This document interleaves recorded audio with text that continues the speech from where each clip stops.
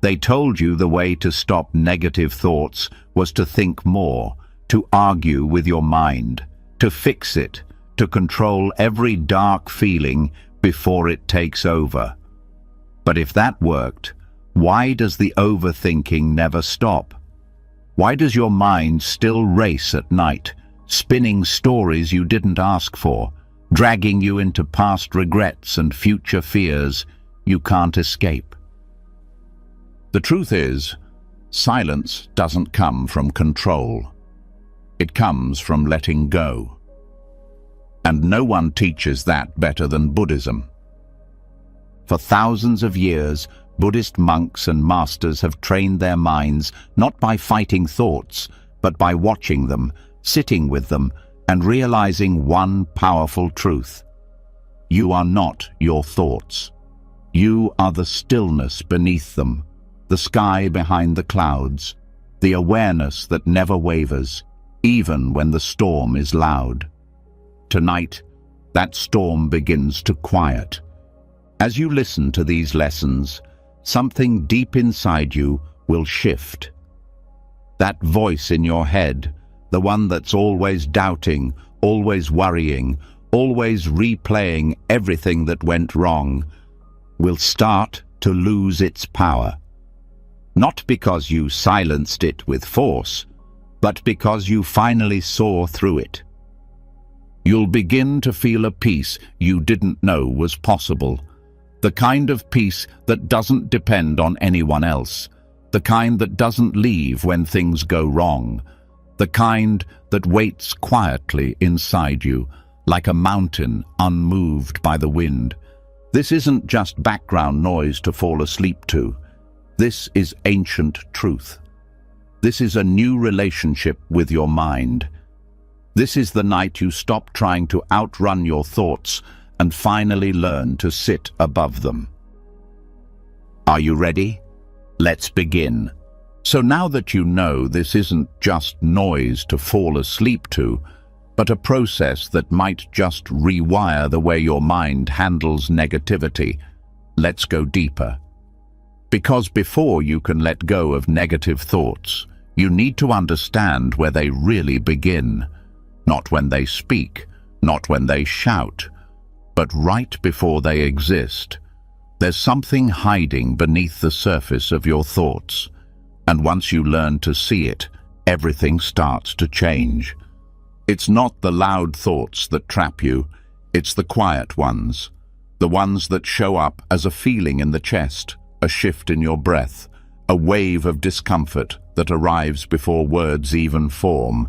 This is the noise behind the noise, the part of your mind that starts writing the story before you even know you're reading it. And if you don't slow down enough to hear it, you'll always be reacting to something you never actually saw. Most people only notice their thoughts when they're loud, when the criticism is sharp, when the anxiety is racing, when the sadness is thick. But those are just the final product, the sentence after the spark.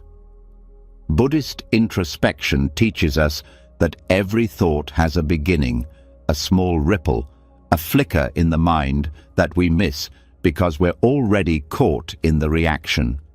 And if you don't train your awareness to catch it early, it becomes automatic. That's how the mind builds habits. It doesn't ask permission. It doesn't wait for your approval.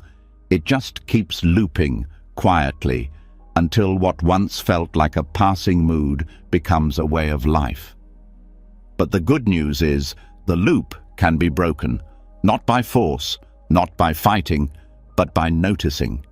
This is where Buddhist practice becomes more than just stillness.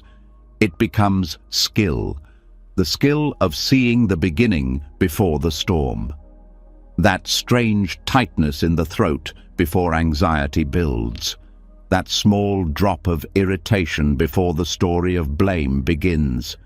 That mental tension before the voice of self-doubt even starts to speak. In Buddhist meditation, this level of awareness is not a superpower. It's normal. It's trained, and it's accessible to anyone who's willing to slow down enough to feel what comes before the noise. You might think awareness means knowing what you're thinking, but it's more than that. It means knowing what starts the thinking, that subtle discomfort that makes the mind want to reach for a distraction, that unease that pushes the brain to start solving problems that don't even exist. That's the level where negative thoughts are born, and if you can meet them there, with silence, with curiosity, with space, you stop them from becoming something bigger. Here's where most people get it wrong. They wait until the thought has already taken shape. They argue with it. They push it away. They try to replace it. But by then, it's already too late. That's like waiting until a wildfire is burning your house before you go looking for the match. The deeper practice is catching the flicker before the flame. The reason this works is because your thoughts aren't as solid as they feel. They're not permanent. They're not even that personal. They're like wind. They move. They shift. They don't stay unless you hold on to them. But the moment a thought shows up and the mind says, "This is mine," now you're attached. And attachment is how thoughts grow teeth. So the practice here is to notice the subtle vibration of thought before the mind grabs it, before the label, before the judgment, before the story. And here's the trick. When you really see the beginning of a thought, you realize you didn't create it. You didn't summon it. You didn't choose it. It just appeared out of nowhere. Which means it's not you. It's not your fault. It's not something to feel bad about. It's just a passing current in the stream of mind. And when you see it that way, you're no longer drowning in it. You're standing at the shore, watching the current move by.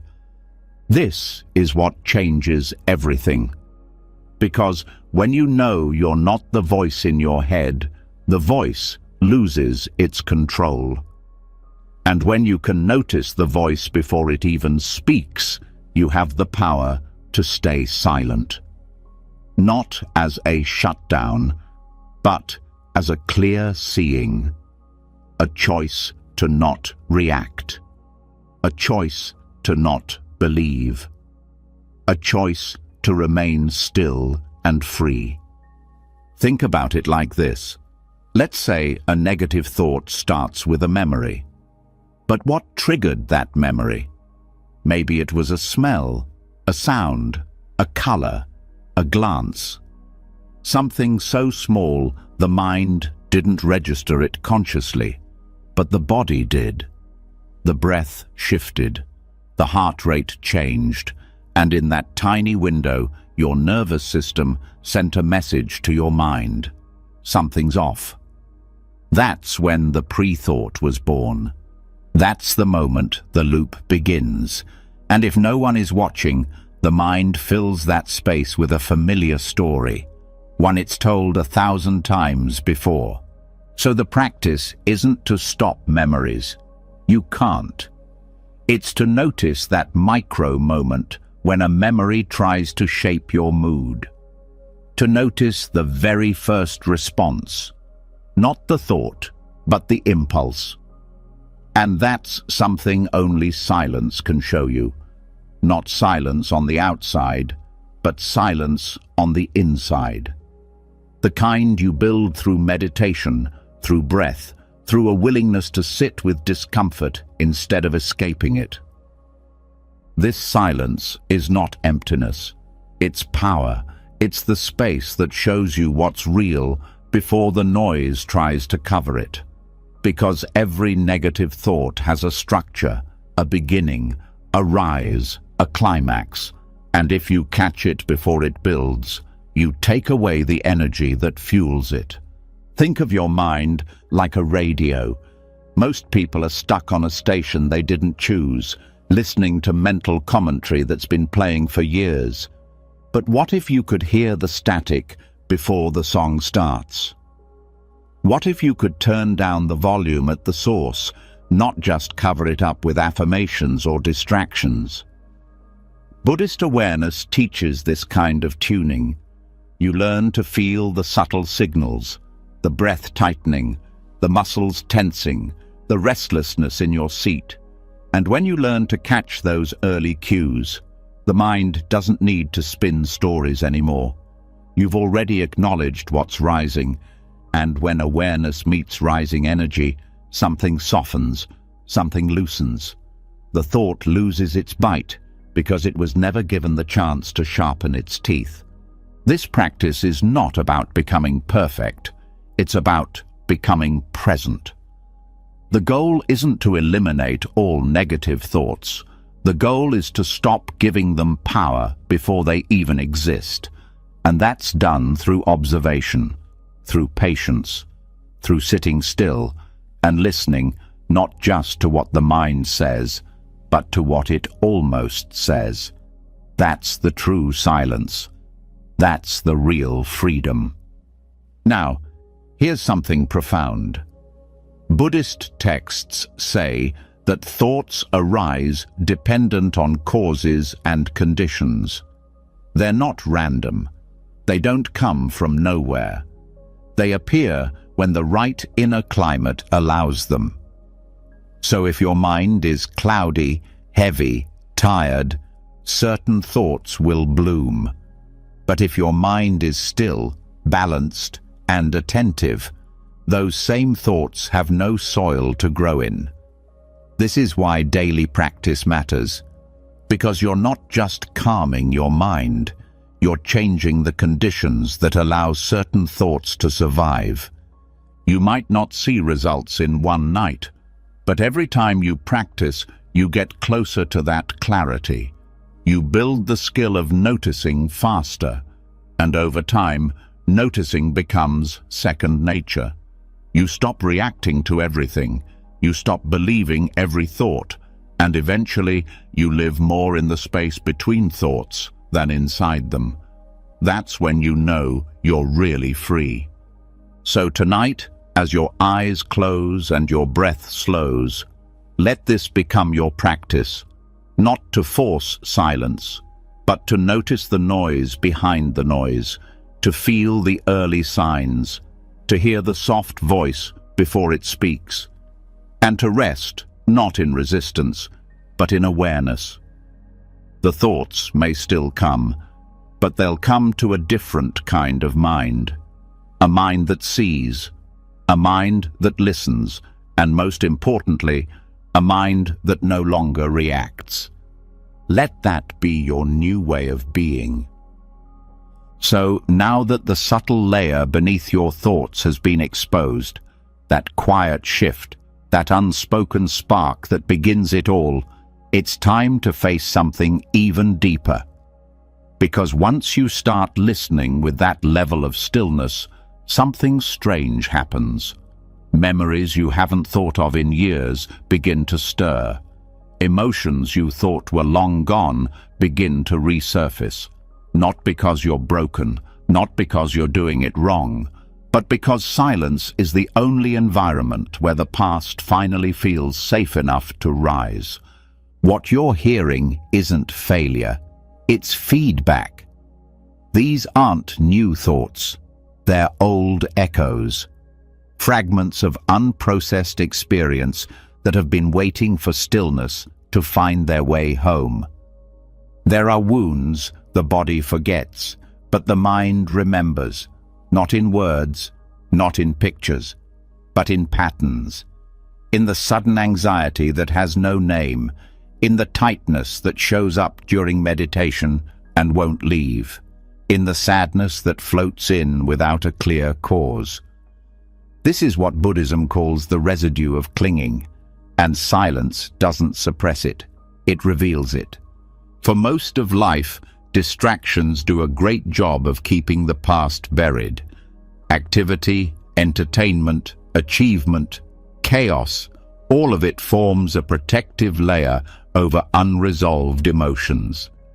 But when those layers are stripped away through stillness, what's left is not peace at first.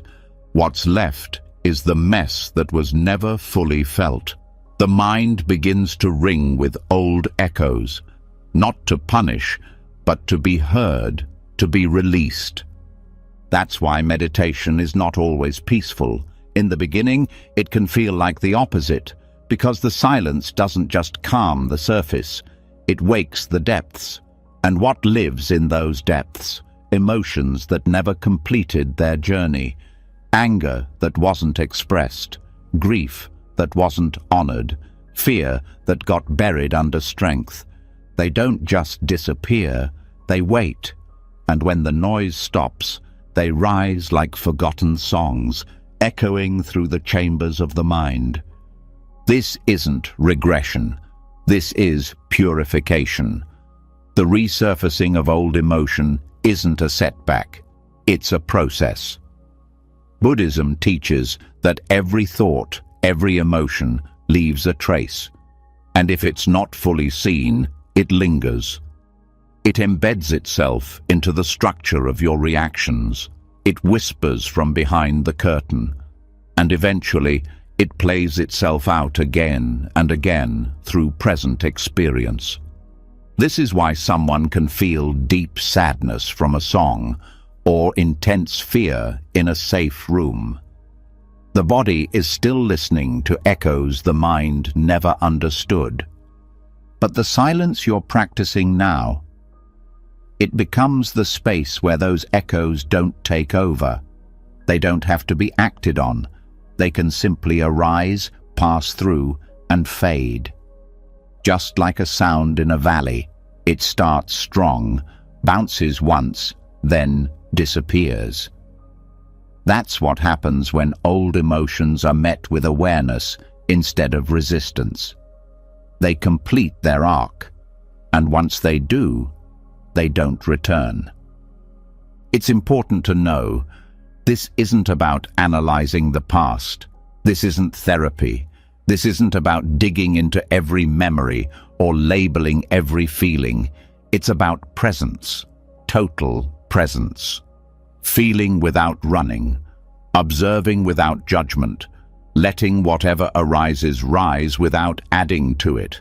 Because when you stop adding, the mind stops clinging, and what it stops clinging to, it stops carrying.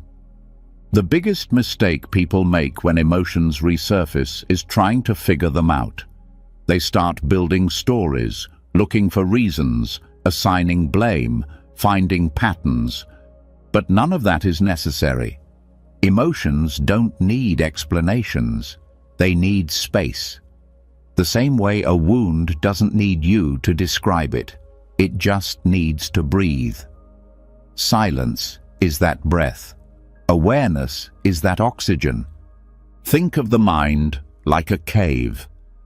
Every word, every memory, every heartbreak, if unprocessed, becomes an echo bouncing off the walls. And until those echoes meet stillness, they keep bouncing. That's why emotional triggers feel so automatic. The past keeps playing itself through the present because it hasn't yet met a moment strong enough to absorb it. That's what this practice becomes, a space strong enough to catch the emotion and stop the bounce. Buddhism doesn't ask you to become immune to emotion. It teaches you to stop being enslaved by it. And this starts with understanding that emotion is not the enemy. Reaction is. Repetition is. When the same emotion rises again and again and turns into an identity, that's when suffering begins. But when it's seen clearly, with softness, with breath, it dissolves. It finishes what it started. One of the most powerful tools in this process is breath, because breath grounds you in the present, even as echoes of the past arise. As the mind begins to stir with old sensations, breathing anchors you, not to control, but to feel fully without drowning. Every breath says, "This too can pass." Every exhale becomes a release of the weight that was never yours to hold forever. And if tears come, let them come. If your body trembles, let it tremble. These are not breakdowns. These are breakthroughs. The nervous system unfreezing, the heart exhaling, the emotional system reorganizing itself after years of holding. What silence opens, the body completes. That is healing. This isn't always a fast process. Some emotions are sticky. They're tied to events that shaped your view of the world, so when they surface, it can feel like your identity is being questioned. And in a way, it is, because many identities are built around what hurt us, around what we survived, around the stories we told ourselves to cope. But in Buddhist practice, those identities are seen for what they are: temporary, protective, but not permanent. They helped you once, but now they can be released.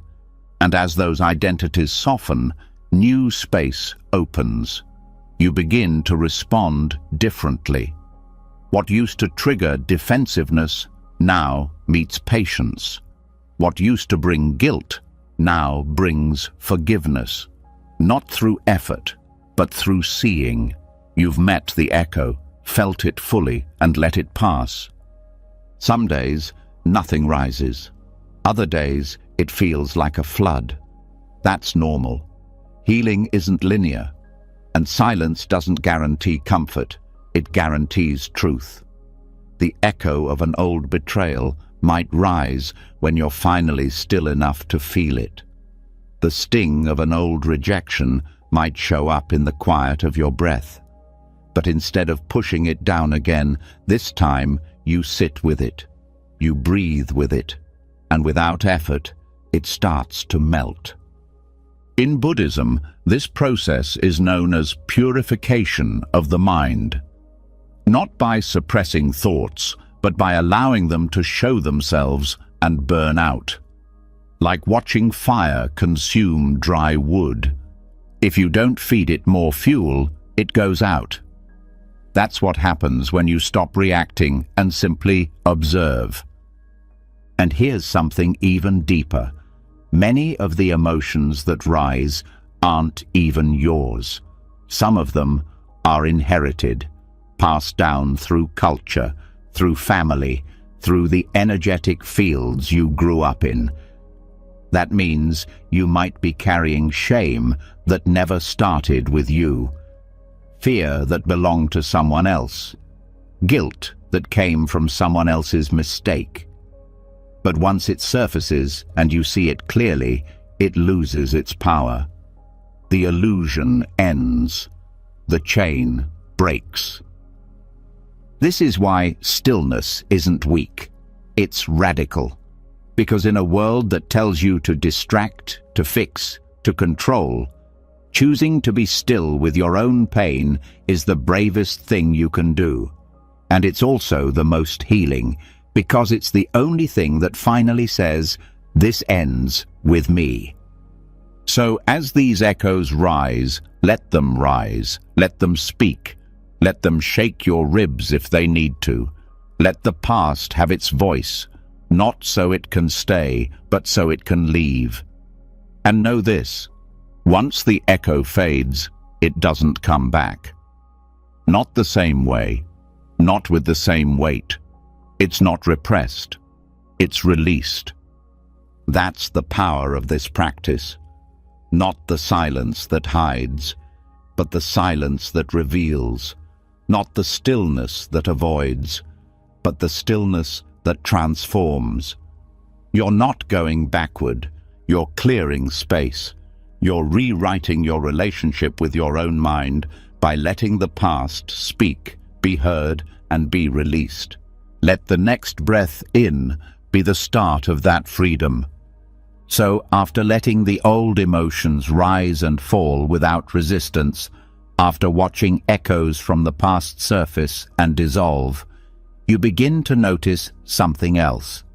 something quieter but more persistent. A voice, not just one that visits in silence, but one that follows you throughout your day. The one that tells you you're not enough, that you should have done better, that you always mess things up. It sounds like your own thoughts, but there's something off about it. Because deep down, it doesn't feel like you. And that's because it isn't. It never was. That inner critic, the one that whispers shame, fuels anxiety, and strips confidence, is not your true voice. It's a ghost, a leftover imprint of the things you were taught to believe about yourself. It's learned, rehearsed, adopted. And in the Buddhist path, one of the most important forms of freedom is learning how to see through it. Not by arguing with it, not by pretending it's not there, but by finally disidentifying from it. Because you can't silence something you still believe is part of you. The critic has a familiar tone for a reason. It mimics voices you've heard before: teachers, parents, authority figures, culture. Over time, those voices don't stay outside. They move in. And the brain, trying to protect you, starts repeating them like warnings. Don't do that. You'll fail. You shouldn't feel that way. You're too sensitive. You're not doing enough. These aren't your insights. They're echoes dressed as wisdom, and they become habits of thought that feel like personality. Buddhist self-inquiry teaches that identity is not fixed, that the self is not one thing. It's a constantly shifting process, shaped by conditions, beliefs, experiences. So when the critic speaks, it's not truth, it's just conditioning, and if it was learned, it can be unlearned. The first step is awareness. Noticing that the voice is speaking is already a shift, because when you're caught in the story, you don't even question it. You just feel small, guilty, anxious. But the moment you become the observer of that story, you take your power back. Now, you're not the character being judged. You're the witness seeing the judgment arise. And what you start to realize is this: the critic always has a script. It says the same things in the same tone with the same assumptions. It never says, maybe you're doing just fine. It never says, you're allowed to rest. It never encourages curiosity, growth, or compassion. Its job is to maintain control through fear, through comparison, through punishment. It speaks in absolutes. It wants perfection. And when you start seeing that pattern clearly, you stop believing it's helping you. In Buddhist practice, we use something called mindful inquiry to explore thoughts like these. Instead of running from the critic, you turn toward it. You ask it questions. Where did you come from? Whose voice is this really? What are you trying to protect me from? This is not about indulging the critic, it's about exposing it. Because once you shine light on it, it loses the power of invisibility. Many times, what the critic is trying to do is keep you safe. Safe from rejection, safe from failure, safe from vulnerability. But it does it in the harshest way possible. It assumes the worst, so you'll never be disappointed. But the cost is high, because that kind of protection suffocates. It shrinks your sense of self. It poisons joy. It makes growth feel like danger instead of freedom. One of the most powerful realizations in Buddhism is that suffering arises from clinging. And many people cling to the critic because they believe it keeps them responsible, keeps them motivated. But there's a difference between awareness and abuse, between discipline and self-attack. You don't become stronger by beating yourself up. You become stronger by meeting your flaws with truth and compassion at the same time. The critic never does both. And here's something deep. When you stop identifying with the critic, you stop fueling it. Every time you react to it, believe it, argue with it, or try to prove it wrong, you feed it attention. But when you simply notice it and say, "Ah, there's that voice again," without engaging, it starts to fade. Not immediately, but over time, it shows up less. It becomes quieter, because it's not being rewarded with belief. That's what Buddhist detachment really means here. Not pretending the critic isn't real, but refusing to merge with it, to see it as an old recording, not something to fight, just something to let pass, like a cloud crossing the sky. You don't yell at the cloud, you just watch it go. The more you do this, the more spacious the mind becomes. New thoughts begin to appear. Not ones forced through effort, but ones that arise naturally once the critic no longer dominates the conversation. Thoughts of ease, of possibility, of humor even. Because when you're no longer policing yourself internally, you're free to be more than your defenses.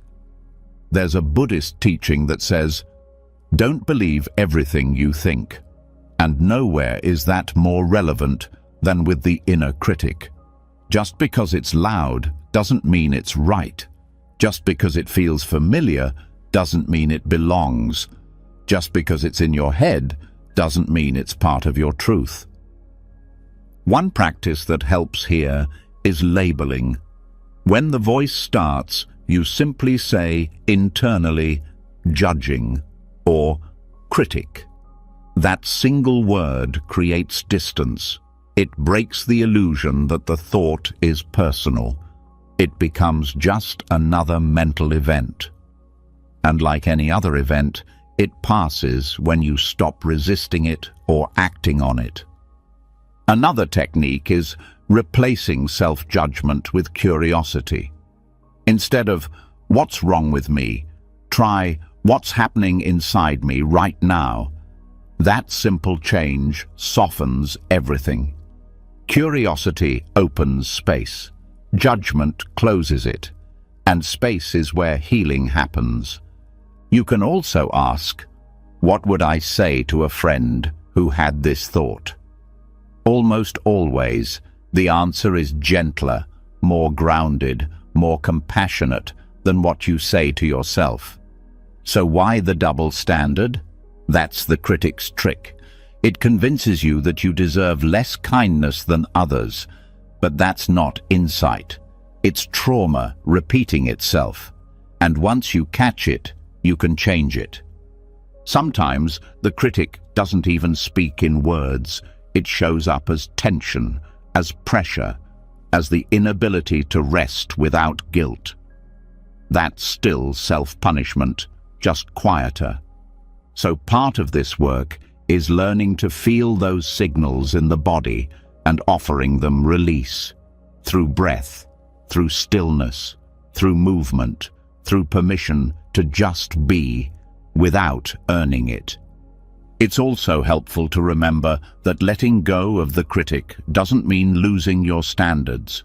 You can still grow, still evolve, but from love, not shame, from excitement, not fear. Buddhist compassion includes wisdom. It doesn't mean letting yourself off the hook for everything. It means seeing clearly without adding poison. One of the most healing things you can do is look at yourself through the eyes of non-judging awareness, to sit with your flaws and not flinch, to notice your habits and not collapse into guilt, to say, "This is what's here, and it's okay." That doesn't mean it stays forever. It means it doesn't have to be attacked to be seen. And as you practice this, you might notice something beautiful, The critic starts to sound less like a judge and more like a scared part of you that needs love. And when you meet it that way, with softness instead of resistance, it finally relaxes. Because what it wanted all along was safety. And now it has it, because you're no longer fighting yourself, you're listening. So tonight, as your body softens and your breath steadies, let this be the beginning of a new relationship with your inner voice. One where awareness replaces judgment, where silence replaces shouting, where kindness takes the place of punishment. You don't need to be perfect to be at peace. You only need to see clearly. And once you do, the critic becomes what it's always been, a ghost. One you no longer fear, one you can finally let go of. So now that you've seen through the critic, exposed it as something learned, not innate, you're left with something even more mysterious. The thought stream itself. Not just negative thoughts, but all thoughts.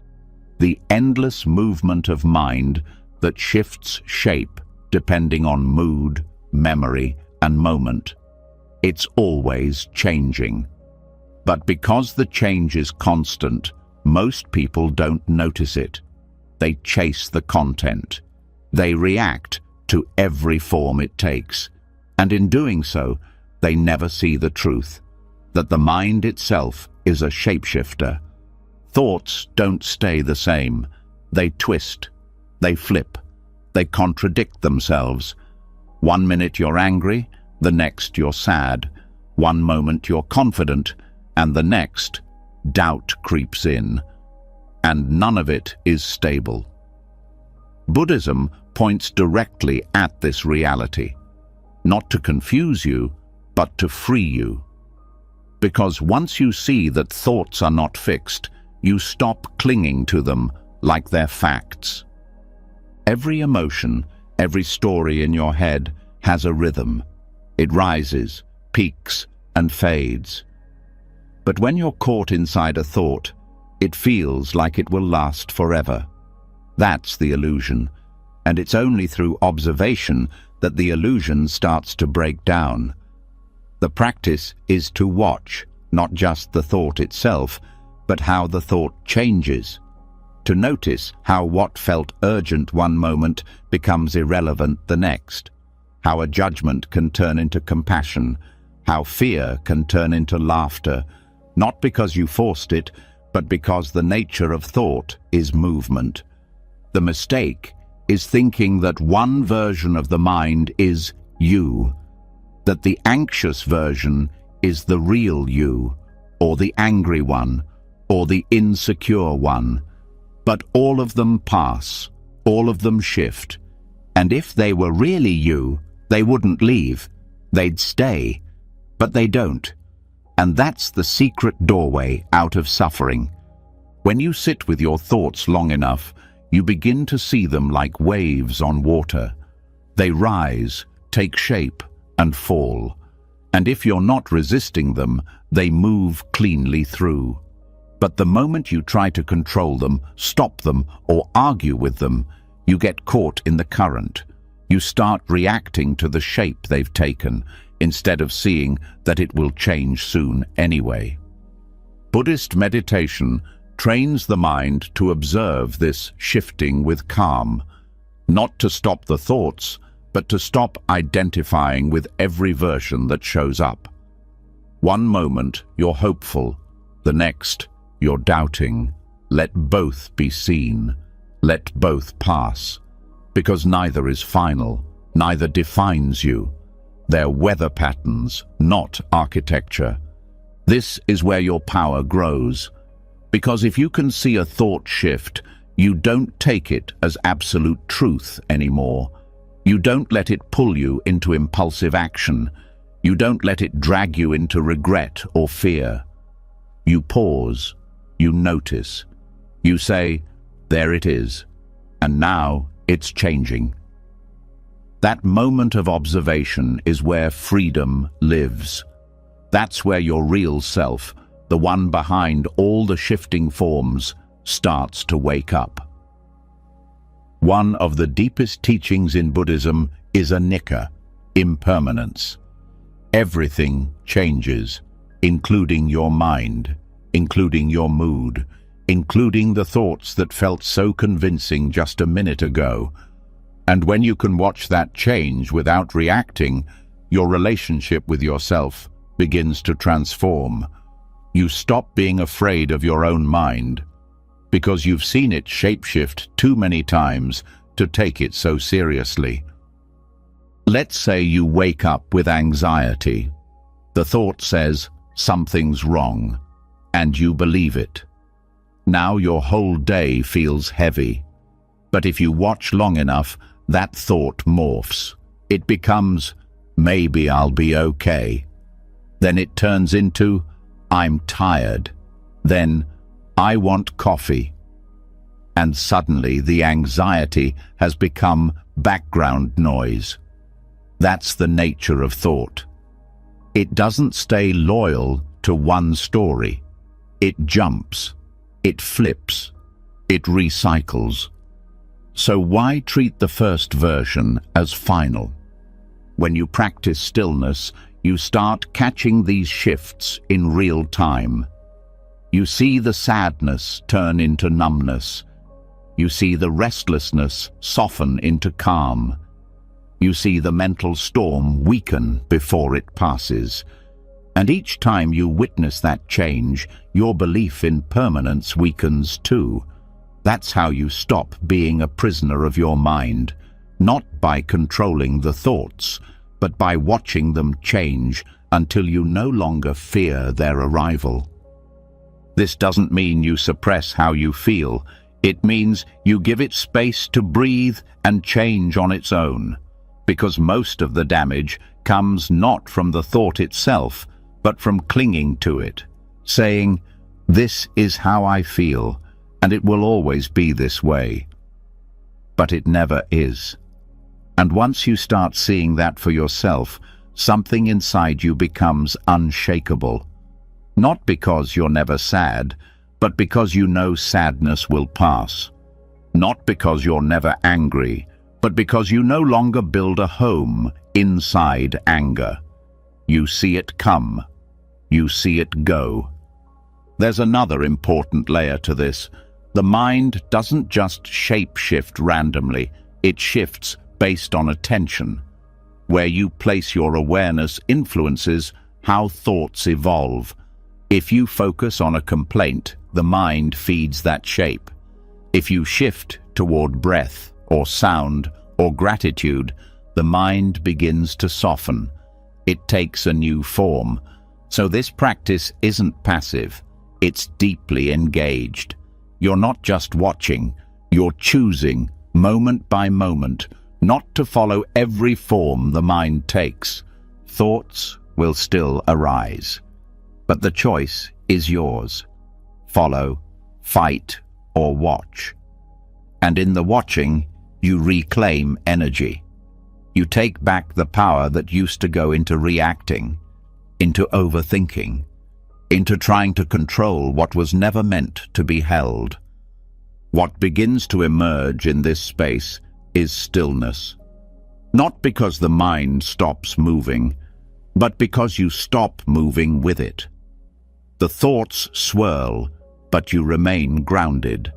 They flicker, but you remain steady. And this steadiness becomes your new baseline. One that isn't built on avoiding negative thoughts, but on seeing through their illusion of solidity. This is not indifference. This is clarity. You still feel, still care, still act when needed. But now you act from choice, not reaction, from presence, not panic, from understanding, not confusion. There will be moments where the mind takes a shape that feels overwhelming, a wave of fear, a spike of anger, a rush of insecurity. But even then, you watch, you breathe, you don't merge. You don't become the thought. You let it be a visitor, not a master. And like all visitors, it eventually leaves. The more you practice this, the more flexible the mind becomes. And a flexible mind is a peaceful one. It bends with emotion, but doesn't break. It moves with thought, but doesn't get swept away. And that's what resilience really is. Not rigid control, but fluid awareness. You begin to understand the mind is not the problem.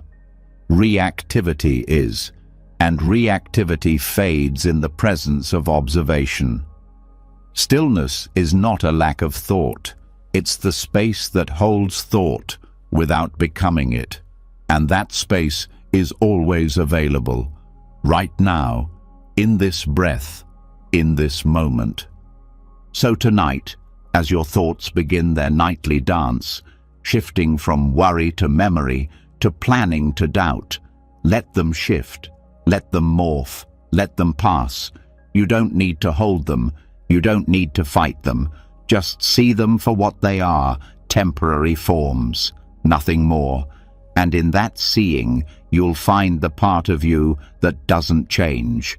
So, after seeing the way thoughts shift their shape, how they rise, change, and dissolve without warning, you might feel a strange sense of relief.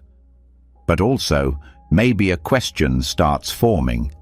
If thoughts aren't solid, why do the same ones keep coming back? Why do certain patterns repeat like a song stuck on loop? Why do some thoughts feel more like habits than anything helpful? That's where we go next. Because sometimes the thoughts we believe are telling us the truth are just telling us what we've rehearsed. The human mind is a creature of habit. Not because it's broken, but because it's designed to protect, to predict, to simplify. Repeating thoughts are one of its shortcuts. They create familiar pathways, so you don't have to figure everything out from scratch. But when those pathways are rooted in fear, shame, or confusion, they become traps. You start thinking in circles. You revisit the same doubts, the same fears, the same worries, not because they're real, but because they're familiar. In Buddhism, this is referred to as samsara, repetition driven by clinging. Not just clinging to things, but clinging to thoughts. Mental loops are often mistaken for logic, but really they're echoes of unexamined beliefs. And the more you engage them, the deeper the groove becomes, like walking the same trail every day until the path digs itself into the earth. You might not notice it at first. It can start subtly. You feel anxious, so your mind searches for reasons. Maybe it finds one. Then it repeats it. Soon, it's the default explanation for how you feel. But the truth is, the thought didn't cause the anxiety. The anxiety pulled the thought from memory, like an old file. The loop begins when you believe the thought is the source instead of the symptom. So how do you break the cycle? Not by force, not by arguing with yourself, but by practicing non-clinging. That's the heart of this lesson, to see thought, not as command, not as truth, not as proof of failure. Just mental activity, just the mind doing what it's been trained to do. And the moment you stop grabbing onto it, something incredible happens. The loop loses momentum. The habit of thought thrives on engagement. Every time you argue with it, believe it, analyze it, you're feeding it energy. But when you meet the thought with space, with quiet observation, with disinterest, it begins to fade, not repressed, not ignored, just allowed to pass without being fed. That's the core of non-clinging. It doesn't mean you deny what arises, it means you don't build a house there. One of the ways you can begin to notice a loop is through repetition of emotional tone. The story might change slightly, but the feeling it creates is the same. That's a sign you're not discovering something new, you're recycling. And recycling thoughts only feel convincing because they've been rehearsed.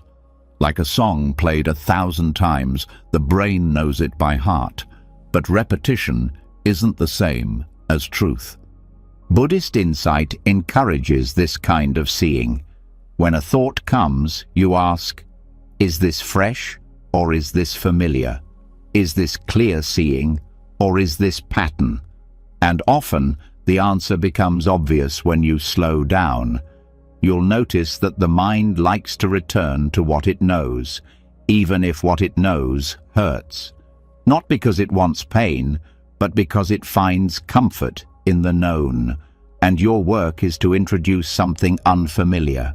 Silence, patience, space. Cognitive loops are like wheels that spin only because they've never been interrupted. They rely on momentum, but if you stop pushing, the wheel slows, the pattern softens, the voice grows quieter. It may return, but each time you meet it with stillness, it becomes less compelling, less urgent. Until one day, it shows up and you barely notice. That's when you know something inside has changed. The loops don't only form in thought, they root themselves in emotion, in body tension, in nervous system response. That's why breaking them isn't only mental, it's embodied. You learn to feel the trigger before the thought arrives. You feel the jaw tighten, the chest constrict, the restlessness creep in. And in that moment, before the loop begins, you choose to stay with the body, with breath, with the present moment. That's where the loop loses its power. Letting go doesn't mean losing awareness. It means shifting the way you hold what arises. You stop gripping. You stop wrapping your identity around every passing thought. And when you stop believing that every thought demands your attention, you free up an enormous amount of energy. Energy that was being used to chase, fix, fear, and explain. Now it's available for clarity, for peace, for presence. Some loops are linked to deeper conditioning, maybe from childhood, maybe from relationships, maybe from trauma. That makes them louder, more convincing. But even those can be unraveled. Not all at once, but moment by moment. Every time you notice the beginning of the loop, every time you pause instead of react, you interrupt the circuitry. You create a new possibility. One where you don't have to keep telling yourself the same story. This isn't about thinking positive. It's about seeing clearly. Non-clinging doesn't require you to replace one thought with another. It invites you to step outside the cycle entirely, to see the thoughts as clouds in the sky, some dark, some light, all passing. And when you become the sky instead of the cloud, the patterns stop defining you. You don't have to solve every thought. That's the old training. The need to fix, to analyze, to understand endlessly. But the deeper wisdom knows, not all thoughts are meant to be followed. Some are just noise. Some are the mind clearing itself out. And when you allow them to arise and pass, without building a reaction, they complete themselves and leave. In practice, this might look like sitting with restlessness and not rushing to label it. Not building a story, just feeling the energy move. Watching the thoughts form and fade, not clinging to the judgment, not attaching to the meaning, just letting them move like wind through open space. Over time, this becomes natural. You start recognizing loops the moment they begin. You feel their tone, you hear their rhythm, and instead of tightening, you soften. Instead of believing, you breathe. And that gap between stimulus and reaction, that's your freedom.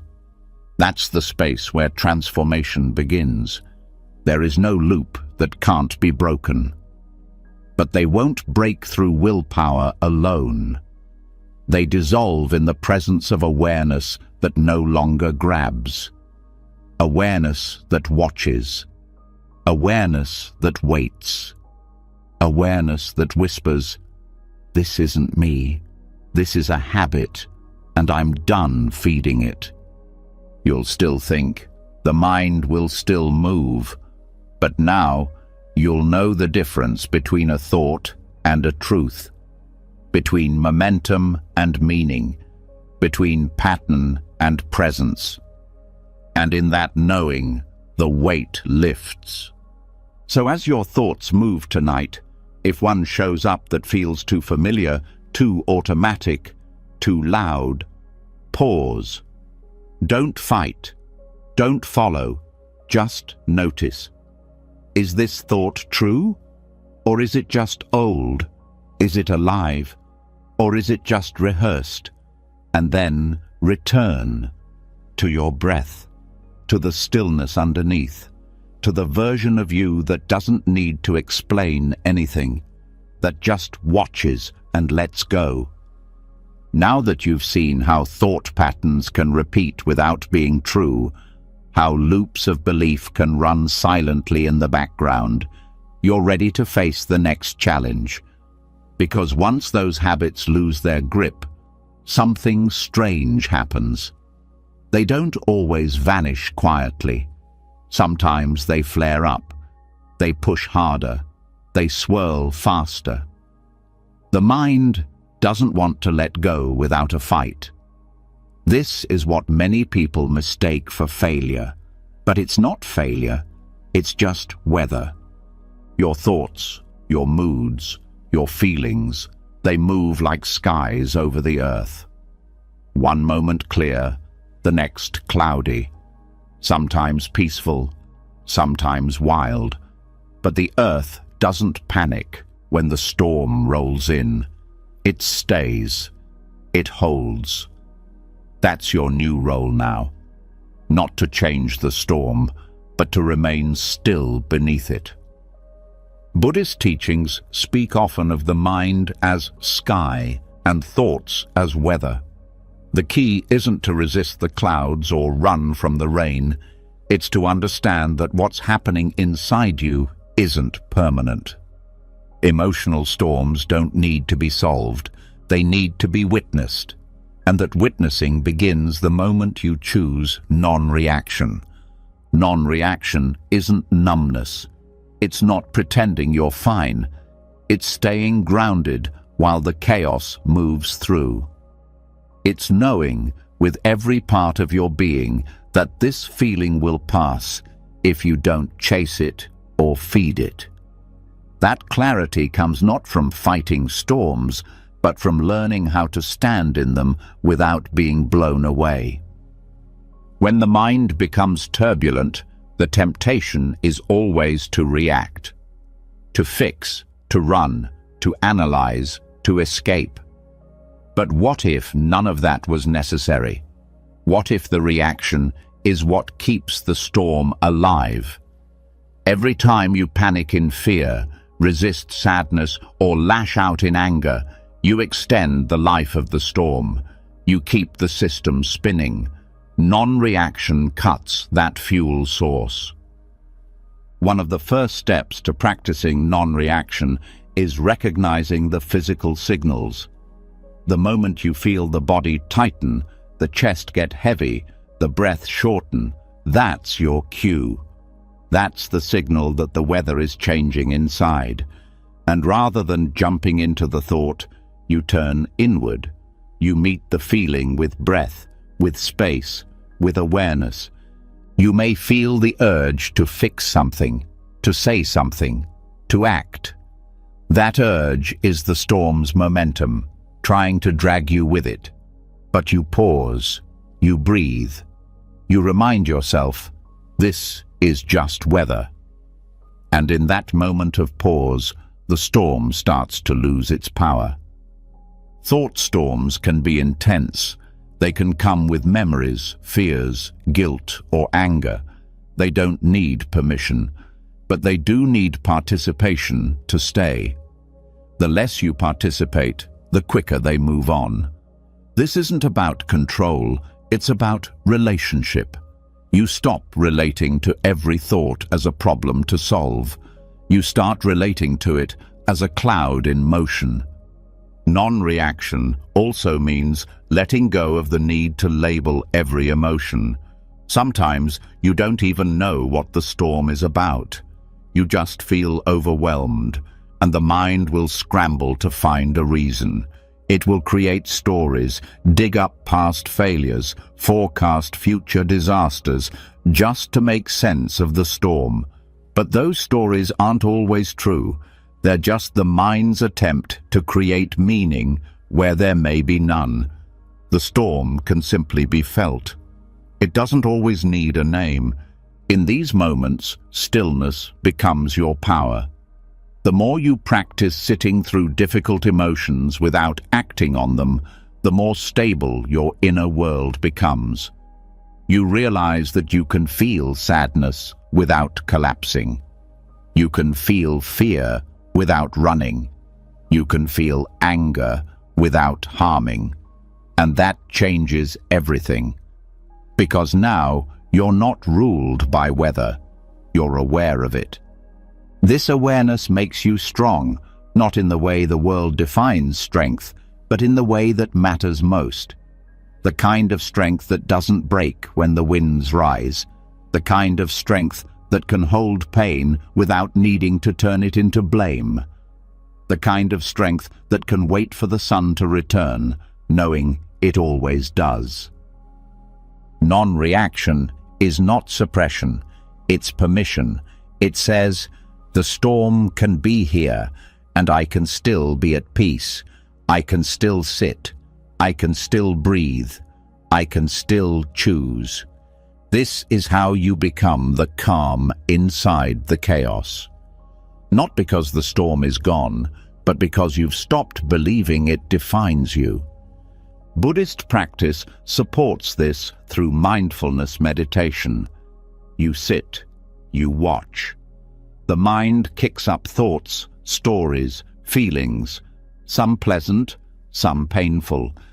And your task is not to follow, not to fix, just to observe, to feel the rain without needing to stop it, to let the wind howl without needing to respond. At first, this feels impossible. The storm will feel too loud, too personal. But over time, you begin to notice something subtle. You're still here, even when it storms, even when the mind screams, even when your body shakes, you're still here. That's the awareness behind the weather. That's the part of you that doesn't come and go. And once you know that part, once you feel its presence, you stop fearing the mind. You stop being pulled into every surge of thought. The storm loses its grip, not because it's weak, but because you're anchored now. Anchoring practices help. Grounding in sensation, placing attention on the breath, feeling your feet, naming what you hear. These are not distractions, they're lifelines. They connect you to now, and now is where the storm loses its story. Because storms are time travelers. They drag in old wounds. They predict disasters. They spin webs across past and future. But the present is simple. The present is a breath, a heartbeat, a moment. And in that moment, you are free. Not because the storm isn't there, but because you're not inside it anymore. The mind may still storm. It's natural. No one escapes weather. But now, you know the sky isn't broken just because it's cloudy. You know the body isn't damaged just because it trembles. You know the soul isn't lost just because the mind forgets. That's the gift of non-reaction. It brings you back to what's steady. And in this steadiness, something else opens. Space. Space to respond from clarity instead of fear. Space to rest without guilt. Space to see what's actually true beneath the noise. That space is always available. You don't earn it. You remember it. You return to it every time you stop reacting. So when the next thought storm rises, when the voice in your head says it's all too much, when the tension builds, when the spiral begins, you pause, you soften, you breathe, you remember, this is weather. I am not this storm. I can stay, I can watch, I can wait, and I can let it pass without becoming it. That's what it means to be free inside your own mind. After learning to stay steady during internal storms, after practicing non-reaction when the winds of thought and emotion blow hard, you start to notice something deeper beneath the surface, something quieter, something that doesn't move with the mind, doesn't shift with your moods, and doesn't disappear in difficulty. It's what remains when everything else has passed, and the only place you can meet it is in silence. But not the kind of silence that means nothing is happening. The silence we're talking about here is active, alive. It's a silence so still it becomes a mirror.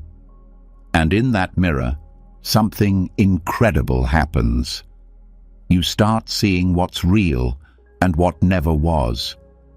All your life, you've been hearing voices, thoughts, emotions, opinions from others, stories you repeat to yourself, all of them forming who you think you are. But none of them stay. None of them are constant. And yet, there's a part of you that sees it all, a part that never changes, that watches without judgment, that holds everything without clinging to anything. That's the true self, and silence is the only way to see it clearly. Buddhist meditation isn't about becoming blank, it's about becoming honest. The moment you stop reacting to every inner noise, you start hearing what's underneath. And what's underneath is rarely chaos. It's clarity. But the reason most people never find it is because they never sit still long enough to see what's behind their mind's noise. Silence, when practiced fully, begins to reveal. It doesn't just quiet your thoughts, it reflects them. It shows you how quickly they come and go, how much of your suffering is tied to things that don't even last. And as you sit in this awareness, you begin to see through your attachments, through your identities, through your inner dialogues, not with the eyes of judgment, but with the clarity of presence. This kind of silence isn't forced. It's invited. It comes when the mind stops reaching, when it no longer tries to fix, compare, or achieve. And once it's here, you realize how much effort you've been spending just trying to be someone, holding up images, maintaining masks, running stories. All of it gets loud when you're reacting, but in silence, it all falls away. And what remains doesn't need defending. It just is. That's the power of non-reactivity.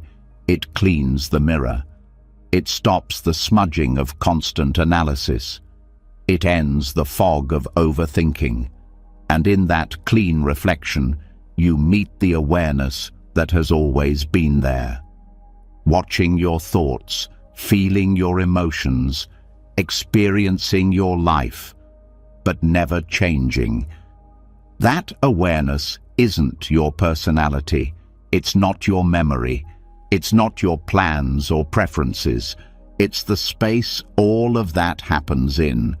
And when you realize you are that space, everything softens. Many people believe they need to add something to find themselves, more achievement, more insight, more meaning. But Buddhism flips that. It says, what if the truth is already here and you're just too distracted to see it? What if the answer is subtraction, not addition? What if silence isn't emptiness, but the full presence you've been searching for in all the noise? Non-reactivity makes this possible because it breaks the cycle of inner argument. It stops you from getting pulled into every thought, every identity, every opinion. And once you stop clinging to every idea of who you are, the real you, the one who doesn't need defining, starts to emerge, not in words, but in presence, in stillness, in peace that isn't connected to outcome. The more you sit in this kind of silence, the more you notice how much of your mental suffering came from chasing things that don't hold up. The approval of others, the stories from the past, the image of success, the fear of failure. All of it seemed important until you saw it fade in the mirror. And once it fades, something shifts permanently. You stop building your life around illusions. This doesn't mean you stop feeling. You still have emotions. You still have preferences. But now they move through a clearer space, a mind that reflects instead of reacts, a heart that opens instead of defends, and that openness lets you feel more deeply, not less, because you're no longer afraid that a feeling will define you forever. You know it will pass, just like everything else does. The true self revealed in silence is not a fixed version of you. It's not another identity to hold.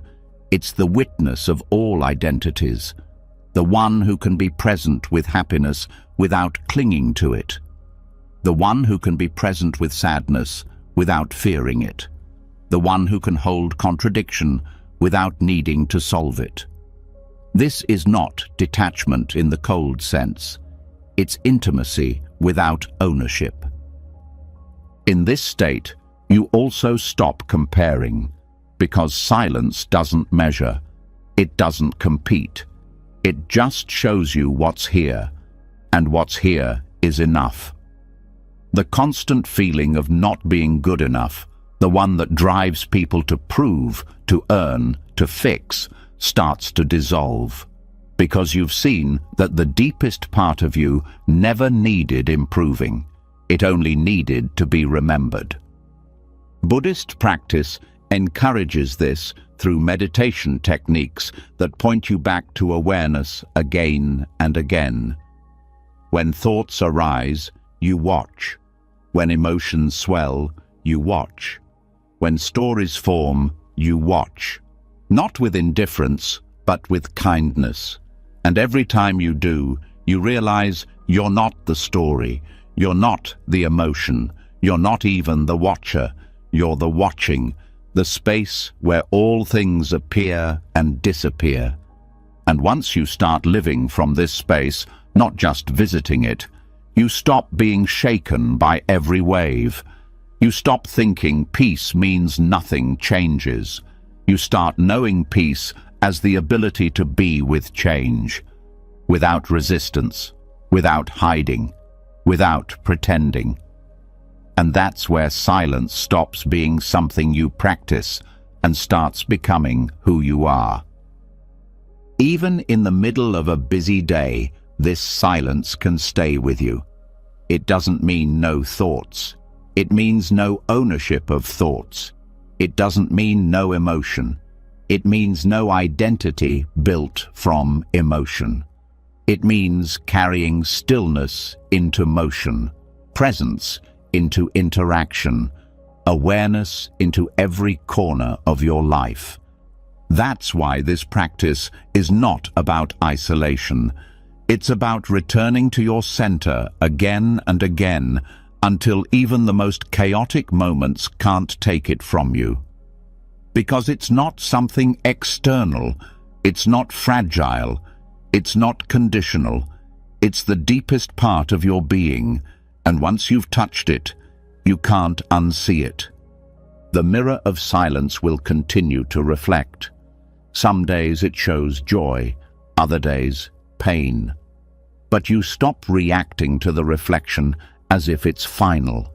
You start seeing the passing of experience as part of the beauty. You no longer try to fix the mirror, you just keep it clean. And keeping it clean means staying with yourself. Being honest with what's arising. Not adding more noise, more stories, more identity. This clarity changes how you relate to others too. You start hearing their pain beneath their words. You stop reacting to their moods. You start sensing the silence in them, even when they can't feel it for themselves. And when that happens, your presence becomes healing. Not because you're trying to fix anyone, but because you've stopped needing to fix yourself. There's a line from the Zen tradition: when the mind is quiet, the true self speaks. But it doesn't speak in words, it speaks in peace, in groundedness, in stillness. That's the voice beneath all voices. And you find it not by listening harder, but by listening with nothing in the way. So the next time you sit in silence, when the thoughts start to slow and the reactions fall away, let the stillness show you something. Let it reflect what's real. Not the labels, not the shame, not the masks, but the part of you that's always been here, that never left, that never needed fixing, only seeing. Once the silence begins to reflect what's real, once you start seeing yourself clearly beneath the waves of thought, a new kind of shift begins to happen. And it's not just about stillness anymore. It's about freedom from the mental agreements you didn't even realize you made. Because as the stories start fading in the mirror, a question rises from underneath them all. Who agreed to live this way? Who said this identity was final? Who decided this version of you was all there could be? The answer for most people is no one. It just happened. A slow accumulation of thoughts, repeated beliefs, labels picked up along the way.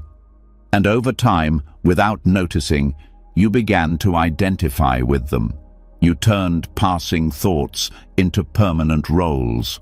You formed agreements with inner narratives that sounded like facts. But in Buddhism, this is where the path of renunciation begins, not by shaving your head or leaving the world, but by letting go of the internal identities that were never truly yours. Thoughts gain power through belief. The thought itself is just a shape, just noise. But once you say, "That's me," everything changes. It becomes more than an idea, it becomes a self. And when you do that enough times, you start living from the belief instead of from awareness. You say things like, "I'm anxious," "I'm broken," "I'm not lovable," as if those are your essence. But they're not. They're borrowed stories, inherited voices, rehearsed scripts. And Buddhist renunciation isn't about becoming someone new. It's about releasing the false agreements so who you've always been can finally breathe. This process starts with awareness, like everything on this path. You begin to notice the moment a thought arises and tries to define you. You always fail. No one understands you. You don't belong. Pause there. Don't resist it. Don't believe it. Just see it. See it for what it is, a mental habit, a well-practiced loop. And in that seeing, you have your first opening.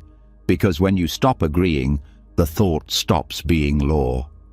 The key is realizing that you don't need to fight the narrative. You don't need to rewrite it. You only need to stop feeding it. Every time you believe it, you reinforce it. Every time you question it, you loosen its grip. Not with aggression, with calm attention, with silence that doesn't try to fix, but sees clearly. In Buddhism, the concept of non-self doesn't mean you don't exist.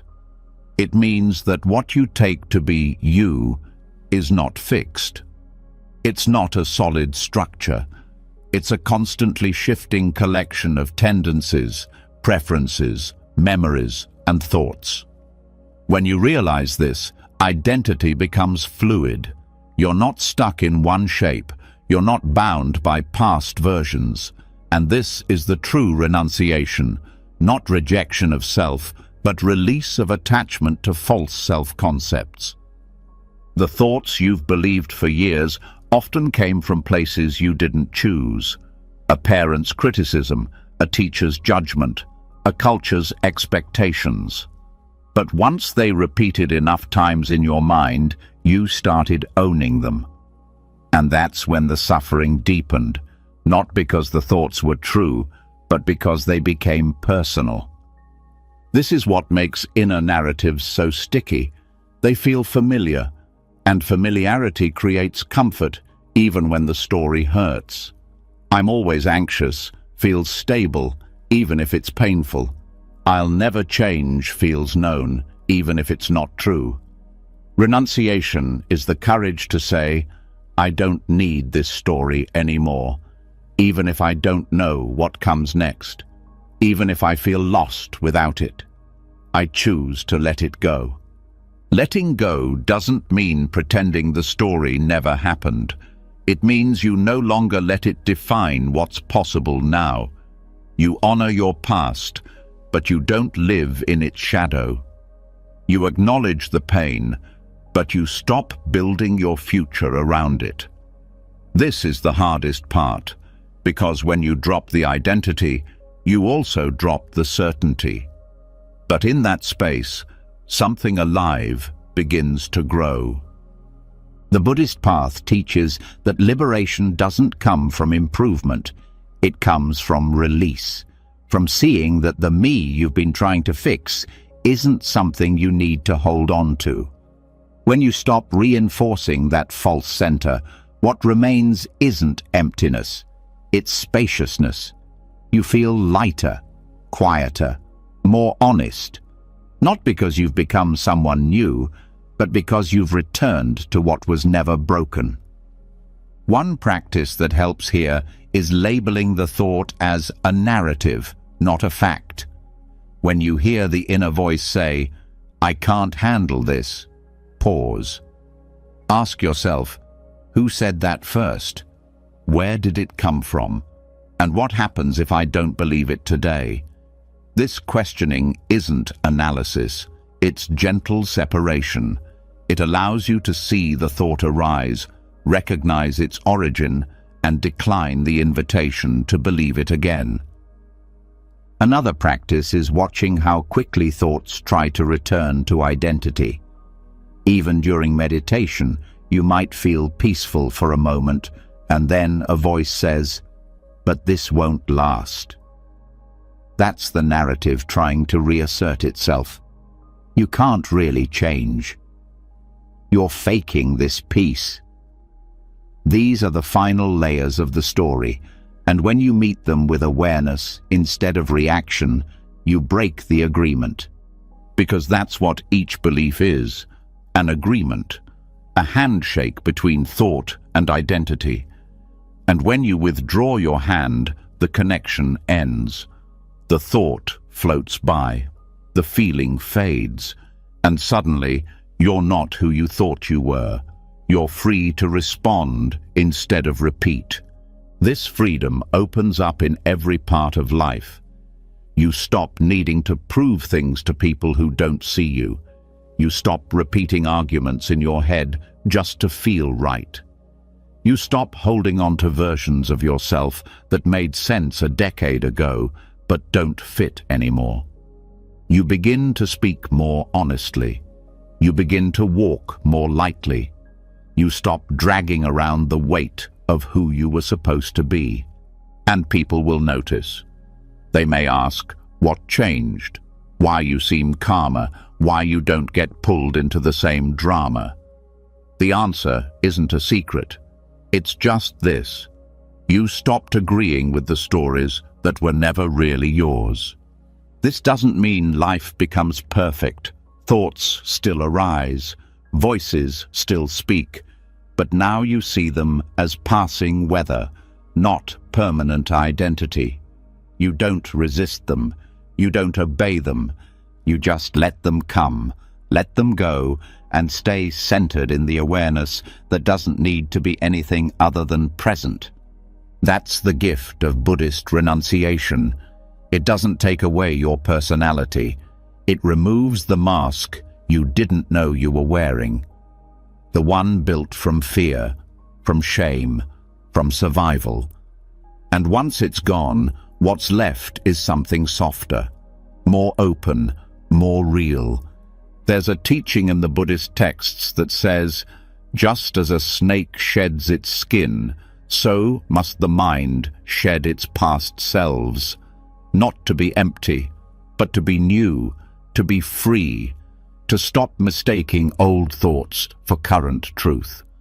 So when a thought arises that tries to define you, when the mind says, this is who you are, pause, breathe, and ask, who would I be without this story? What opens up when I stop believing this voice? What freedom becomes possible when I stop holding on to who I've been? Let those questions hang in the stillness. So once the inner stories begin to loosen, once those invisible agreements are broken and the old identities lose their hold, something strange tends to show up in their place. Not peace right away, not joy, but doubt. And that's where many people hesitate. Because doubt is uncomfortable. It makes you question what's real. It shakes the ground that once felt certain. But in Buddhism, this moment isn't a problem. It's a path. Doubt, when approached with awareness, becomes one of the most powerful teachers on the journey. Doubt has a reputation as an obstacle, a signal that something's wrong, a sign that you're off track. But that's only because of how it's usually handled, with fear, resistance, and shame. Buddhist practice teaches something radically different. It invites you to step closer to doubt, to get curious about it, and to see it not as a stop sign, but as a door. Doubt, when met with mindfulness, doesn't close you down, it opens you up. The first thing to understand is that doubt appears in two forms. There's paralyzing doubt and there's probing doubt. The first kind says, you can't do this. This isn't working. You're wasting your time. It's reactive, looping, full of confusion. But the second kind asks real questions. It's sincere. It wonders, what's really true here? Is this belief helping or hurting? What am I missing? That kind of doubt isn't poison. It's a spark. It means your mind is waking up. It means you're beginning to think for yourself. In Buddhist teachings, doubt is one of the 5 hindrances, not because it's inherently bad, but because it can freeze the path if it's misunderstood. When doubt becomes constant second-guessing or a mental fog that stops you from practicing, it's a problem. But when it becomes a tool for deeper investigation, it becomes fuel. The goal isn't to eliminate doubt, it's to meet it in a new way. One of the most common sources of doubt is progress itself. You begin to let go of your old narratives. You stop identifying with every thought, and suddenly things feel unfamiliar, quiet, open, and doubt creeps in. Is this real growth, or am I just lost? Is this insight, or am I fooling myself? These are normal questions, but they only become suffering when you avoid them. Buddhist mindfulness says, turn toward the doubt, sit with it. Don't rush for answers. Let the question breathe. This approach transforms the entire experience, because now, instead of running from discomfort, you're using it. You're listening to it. And that listening reveals layers you never saw before. Often, doubt covers deeper fears. Fear of change, fear of letting go, fear of being wrong. When you pause and stay with doubt, those fears start to show themselves, and once seen, they lose their grip. There's also a beautiful teaching in Buddhism that says, doubt only arises in minds that are trying to wake up. A dull mind doesn't doubt. It repeats. But the moment you begin to question what you've been told, what you've believed, how you've been living, that's not weakness. That's awareness trying to deepen. It means the old autopilot isn't good enough anymore. This is especially true with spiritual practice. When you begin meditating or working with mindfulness, the mind will often push back. This is pointless. I'm not doing it right. Nothing is happening. These doubts are signs that you're entering a new space, one where thought can't control everything anymore. And thought doesn't like that. So it pushes doubt like a defense mechanism, not because you're failing, but because something deeper is being revealed. Here's where practice matters. The moment doubt arises, the instinct is to analyze, to go back into the head, trying to solve the doubt with more thought. But the invitation is to feel it instead. Let it sit in the body. Notice the tone of it. Is it heavy? Is it sharp? Is it dull? This moves you out of thinking and into sensing, and sensing reveals more truth than spiraling ever could. What you'll find is that doubt often has a rhythm. It starts with a trigger, a difficult moment, a pause in progress, a strong emotion. Then comes the thought, this isn't working. Then the body tenses. Then the spiral begins. Recognizing this sequence allows you to break it. You pause earlier. You see the thought not as fact, but as habit. You stay present instead of escaping into mental loops. That's where the transformation happens. Buddhism encourages this through inquiry practices. You don't just accept every thought. You ask, is this helpful? Is this kind? Is this true right now? Not with judgment, with curiosity. And that curiosity turns doubt into insight. It becomes the very thing that sharpens your awareness. Some of the greatest spiritual insights come through the doorway of doubt. You question something you were taught. You examine a belief you've carried for years.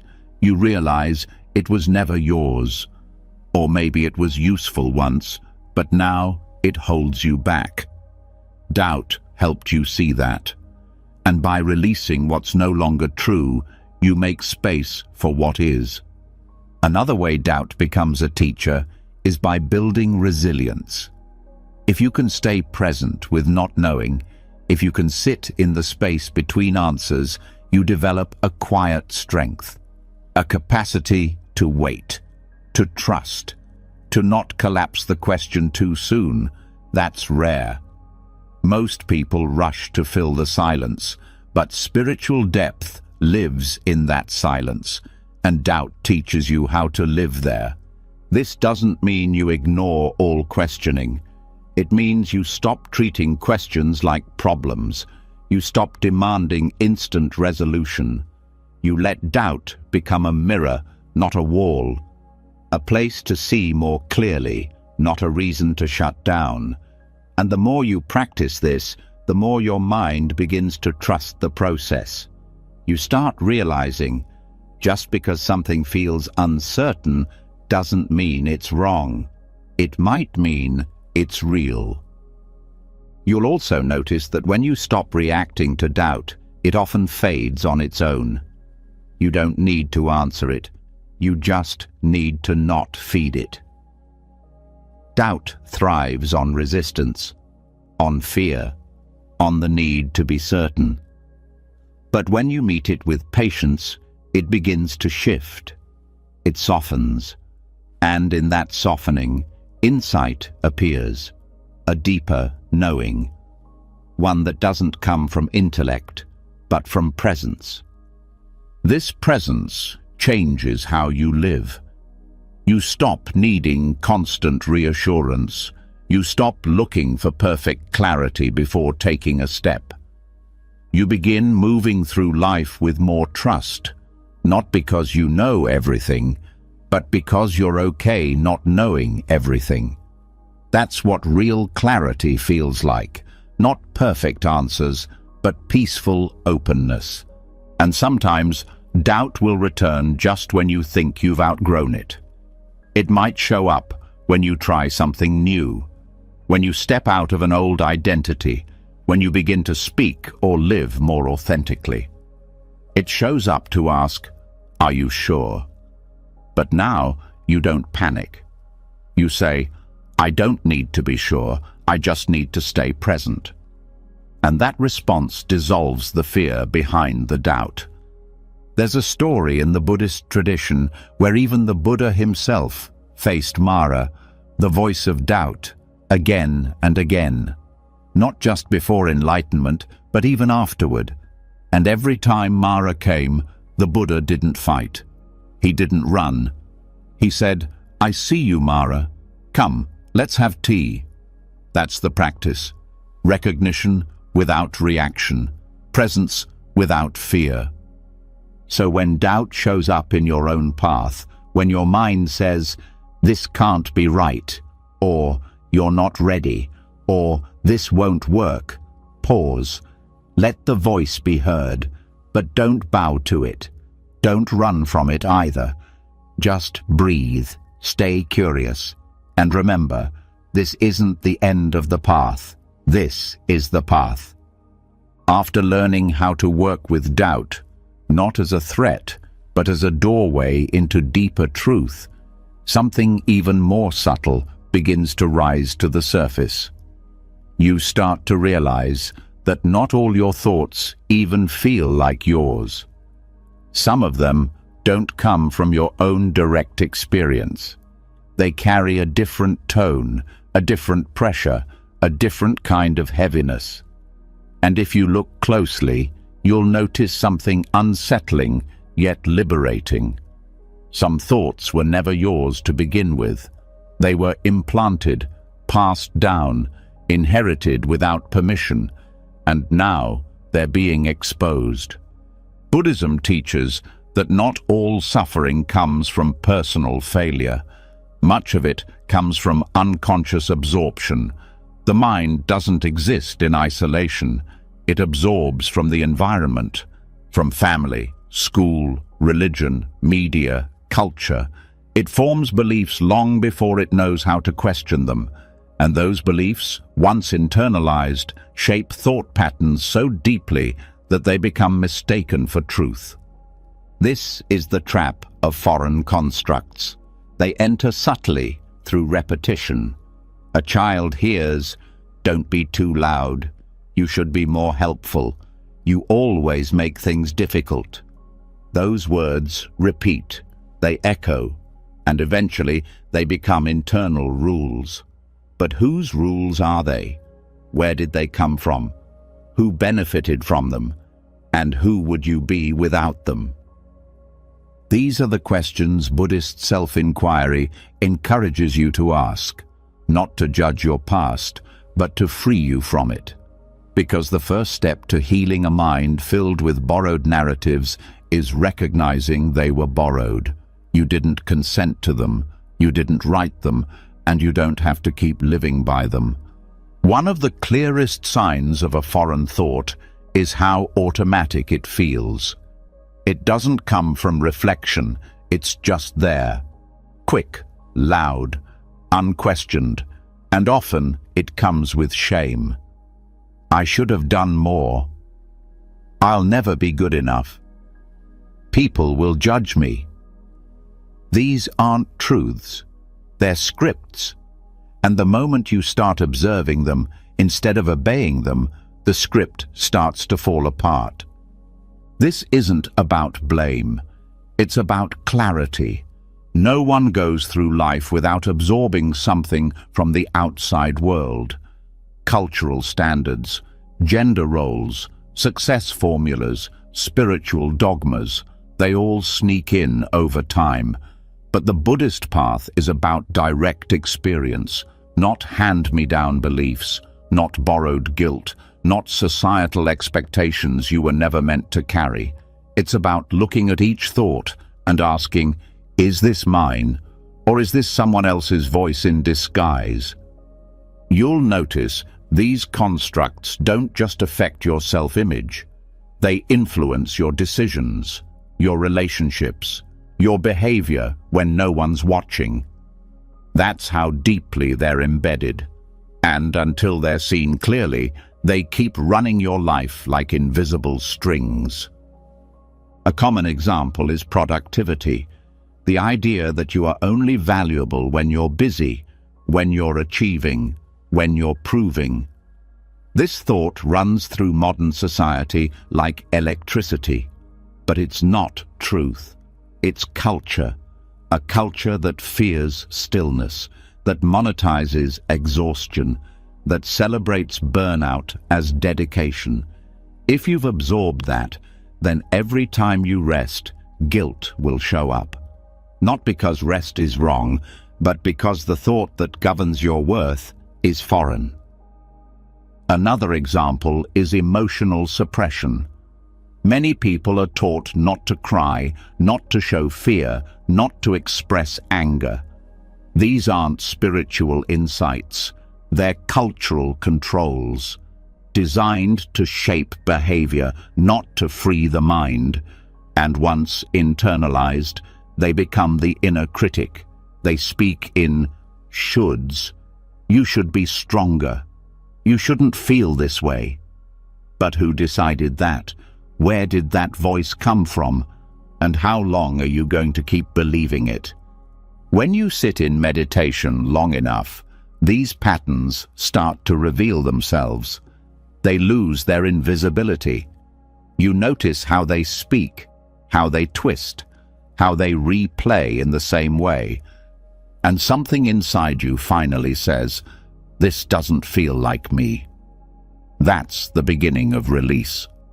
But release takes courage, because sometimes these foreign thoughts are tied to people you loved, parents, teachers, communities. Letting go of the thought can feel like disloyalty. But it's not betrayal, it's clarity. You're not rejecting anyone. You're reclaiming the right to think freely, to feel honestly, to live from presence instead of programming. Buddhist teachings use mindfulness not just to quiet the mind, but to clean it, to filter out what doesn't belong, to catch the thought before it becomes identity. And one of the most powerful tools in this process is gentle questioning, not harsh interrogation, just simple, steady curiosity. Who told me this? Do I know it's true?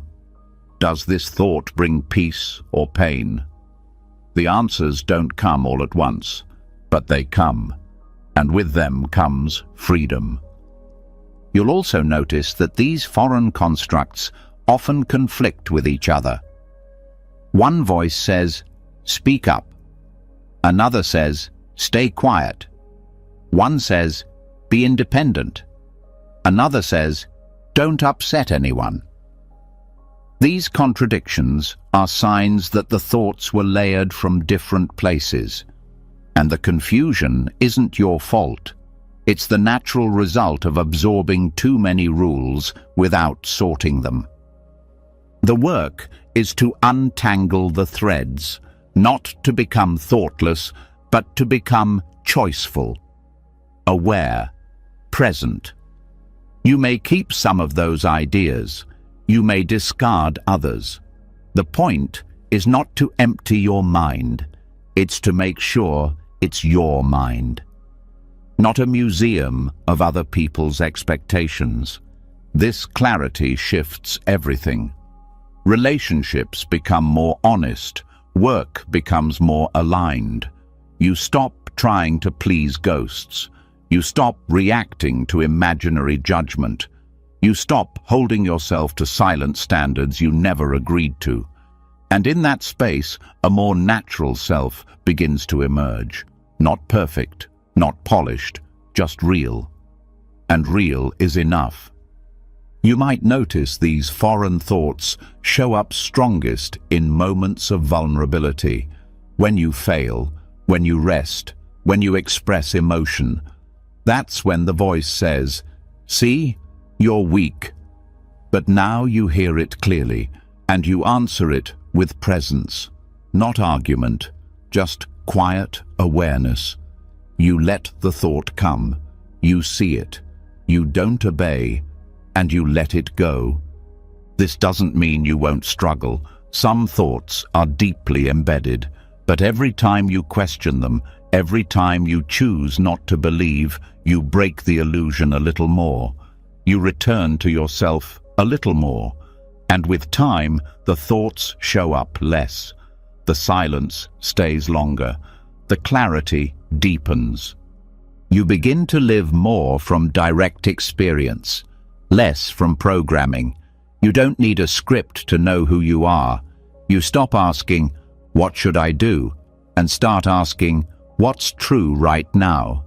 That's the shift from borrowed identity to embodied presence, from social echo to inner knowing. So when the next thought arises that makes you feel small, unworthy, or afraid, pause, listen, ask, "Is this my voice, or is this someone else's belief trying to wear my face?" And if it doesn't belong, let it go, not with force, with clarity, with compassion, with the quiet strength that comes from finally living in your own mind.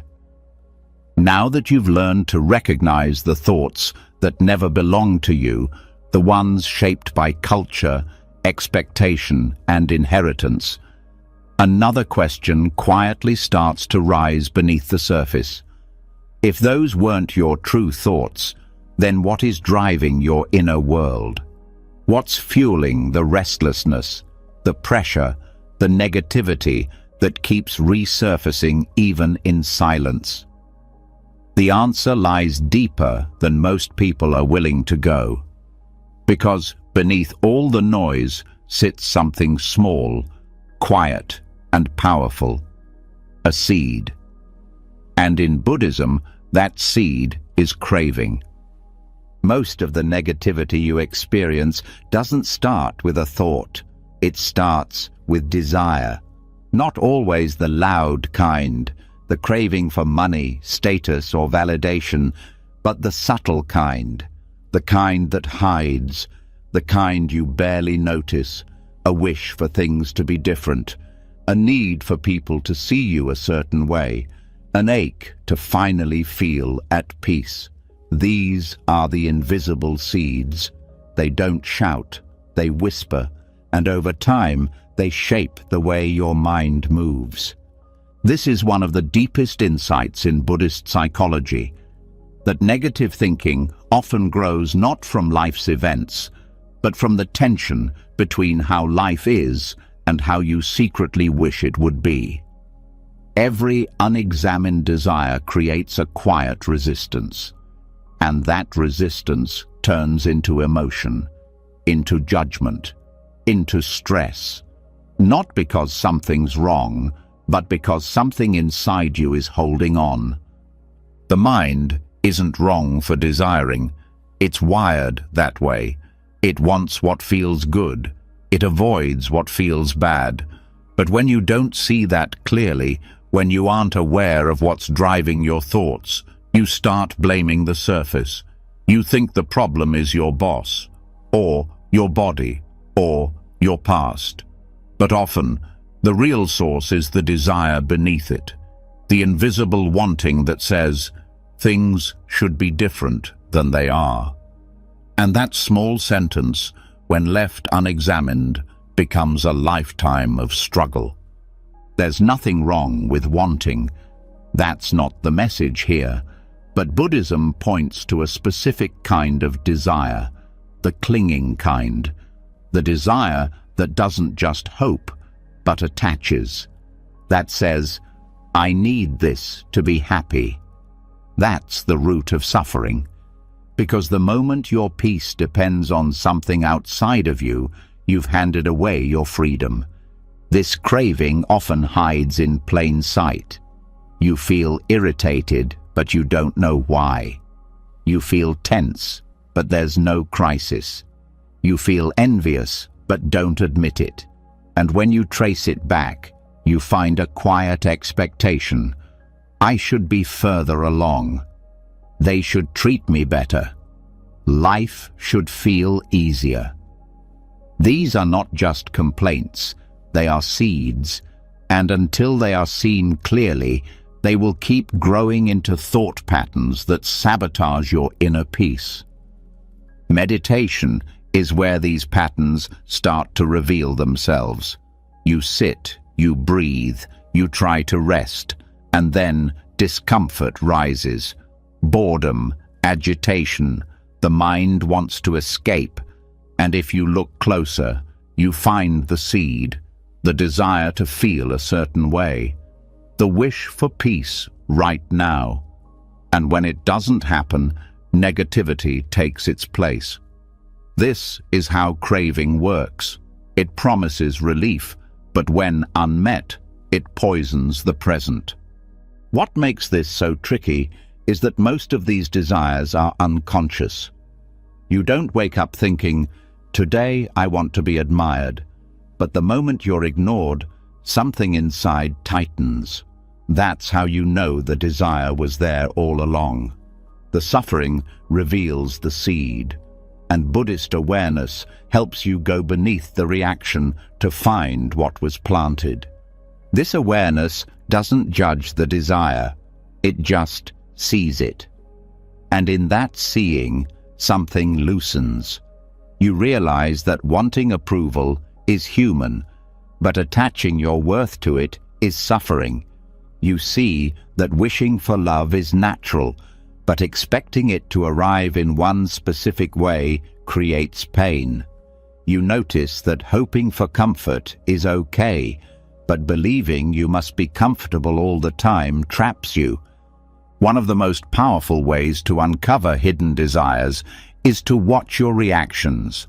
Every time you feel frustration, ask, what was I hoping for? When jealousy arises, ask, what do I feel I'm missing? When sadness lingers, ask, what part of life am I refusing to accept? These questions aren't meant to shame you.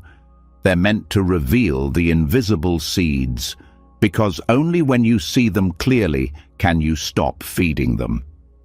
There's also a truth most people avoid. Not all desires are worth keeping. Some were planted by insecurity, others by marketing, others by unresolved pain. Just because something feels like it's yours doesn't mean it belongs in your life. Buddhist renunciation isn't about giving up joy. It's about releasing the cravings that steal joy by convincing you you're not enough without them. This clarity can be uncomfortable because it forces you to admit how much energy has been spent chasing what never needed to be chased. But that discomfort is also freedom. It means You're waking up. You're no longer letting invisible cravings shape your thoughts, your emotions, your sense of self. Sometimes the desire is subtle, the need to be understood, to be seen, to be respected. These seem harmless, but if they become conditions for your peace, they'll trap you, because no one can guarantee you'll be understood, or praised, or validated. And when those moments don't come, negativity rises, not because life is cruel, but because a quiet attachment wasn't met. The goal isn't to stop feeling, it's to stop building your identity around unmet needs. You start practicing presence not just with your thoughts, but with the cravings underneath them. You say, "I see you, desire. I understand why you're here, but I don't need to follow you." And that sentence can change your entire relationship with your mind. There's a story in the Buddhist tradition about a monk who couldn't find peace in meditation. Every time he sat, he felt frustrated, tense, distracted. He told his teacher, "I can't find stillness." The teacher asked, "What are you looking for?" The monk said, "Enlightenment." The teacher smiled and said, "Then that's your problem." Because even the desire for peace can become a block to peace. Even spiritual craving, if clung to, becomes suffering. This lesson applies everywhere. The desire to be right can create conflict. The desire to win can create fear. The desire to never feel pain can create numbness. When you trace each of these back, they all start with a simple hope, harmless on the surface. But they grow into demands, and those demands turn into thought loops, emotional spirals, and mental suffering. Buddhist wisdom says, uproot the craving, and the thought loses its power. Not by suppression, not by force, but by recognition, by presence. The craving says, "You need this." Awareness replies, "Do I?" That gap between impulse and response, that's where freedom lives. The more you practice this, the more space opens inside. You start to notice when thoughts are fueled by want, when emotion is stirred by expectation, and instead of being pulled into the storm, you remain still. Not because you've stopped desiring anything, but because you've stopped letting desire rule you. You might still work toward goals, still pursue dreams, but now you're not bound by them. You can hold them lightly. You can let them go when they're no longer aligned. Because you've seen that true peace isn't something to chase. It's what returns when craving isn't in control. So next time your thoughts start to turn dark, heavy, loud, pause. Ask what desire is hiding underneath. Is it a wish for control, for safety, for attention? Look at it, feel it, and then breathe. You don't need to silence the desire. You just need to stop believing it's the source of happiness. Because the real source, the one that never leaves, is awareness. Still, whole, enough. Once the invisible cravings begin to show, once you recognize how quietly they fuel your thoughts, how softly they twist your peace, it becomes clear that something deeper is needed. Not just awareness, not just curiosity, but steadiness.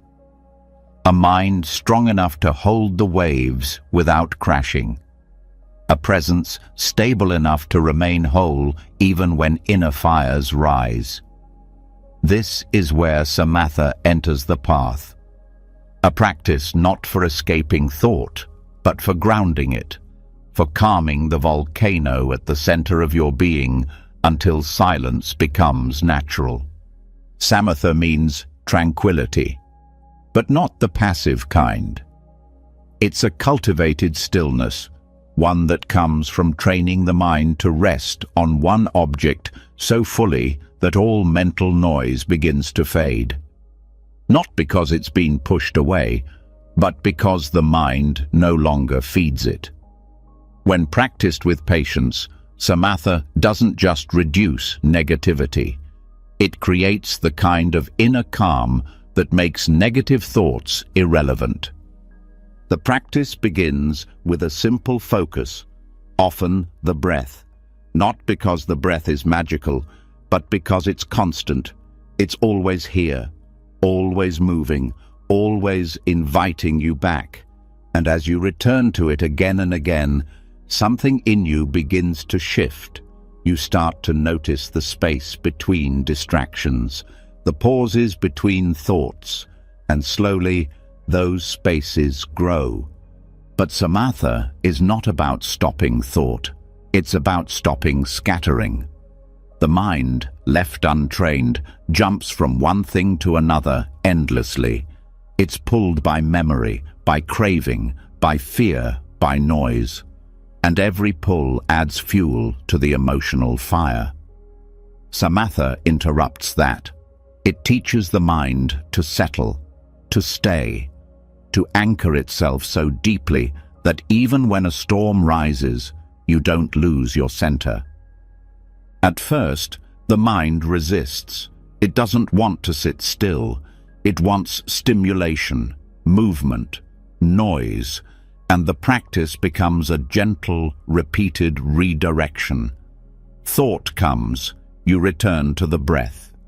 Restlessness arises, you return to the breath.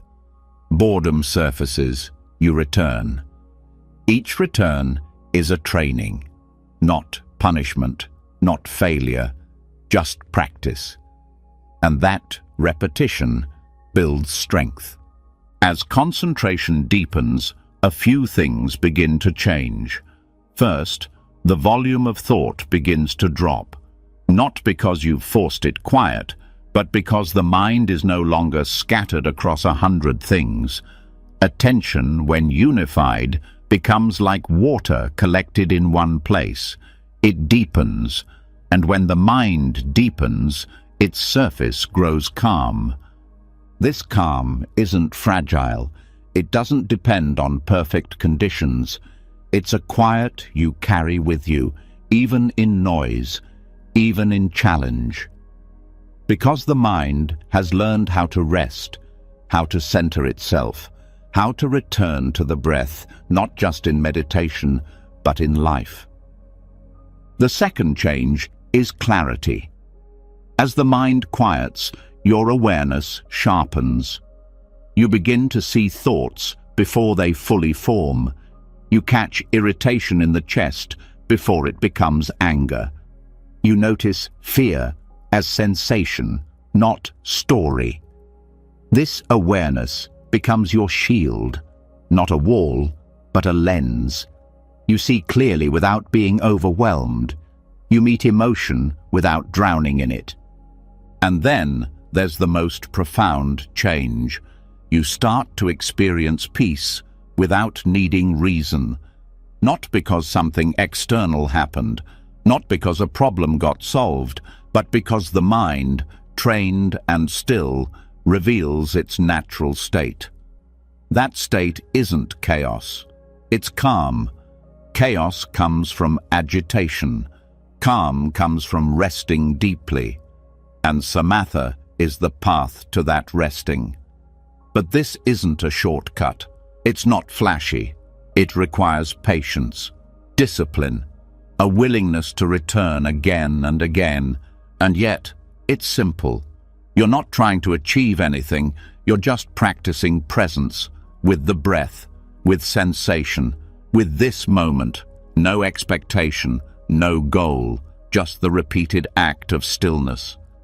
Over time, this practice doesn't just quiet the mind, it transforms your relationship with yourself. The negative thoughts that used to feel overwhelming now seem distant. The emotional spirals lose momentum. You begin to respond instead of react. You begin to live from a deeper place. Not because you've changed everything, but because you've anchored yourself below the noise. This anchoring is what calms the inner volcano. That place inside that erupts with fear, with judgment, with doubt. Samatha doesn't silence the volcano by suppression. It cools it by creating space, by lowering heat through presence. Each breath is like water poured into the fire. Not aggressively, just consistently. And over time, the fire softens. The eruptions become fewer. The heat turns to warmth. The ground becomes stable.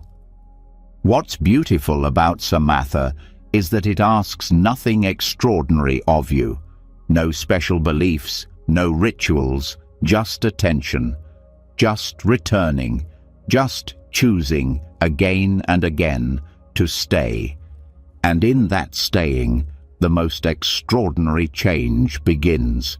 You realize you don't need to escape your mind to find peace. You just need to train it to rest. This practice also travels with you. It moves from the cushion into your day. You're at work and the stress rises. Return to breath. You're in conflict and the heart races. Return.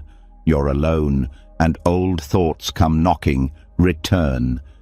Each moment becomes a chance to choose calm over chaos, to stay when the mind wants to run, to soften when the world gets loud. And what grows from that is trust. Not just in the practice, but in yourself. You begin to trust your own awareness, your own ability to hold discomfort, to stay through difficulty, to return to calm not as a reaction, but as a choice. That's what changes everything. Because when peace is a choice, negativity loses its control. There's a saying in the Buddhist texts, "The mind, once tamed, brings happiness greater than any external pleasure." This isn't poetic exaggeration, it's direct experience. A mind that knows how to rest, how to focus, how to remain still in storm. This mind becomes a sanctuary, not because it's empty, but because it's free. So, tonight, if the mind feels wild, if thoughts feel heavy, if your emotions begin to flare, don't run, don't chase them, don't fight, just breathe, just return. One inhale, one exhale. Let the fire burn if it must. You don't need to stop it, you just need to sit beside it. And with time, the fire will quiet, not because you controlled it, but because you stopped feeding it. That's the heart of Samatha. Concentration that doesn't resist life, but reshapes how the mind moves through it. So once the mind has been calmed through Samatha, once you've felt the stillness grow strong enough to hold even your most intense emotions, something unexpected may happen. A thought slips through the silence, something sharp or uninvited, and almost instantly the instinct returns.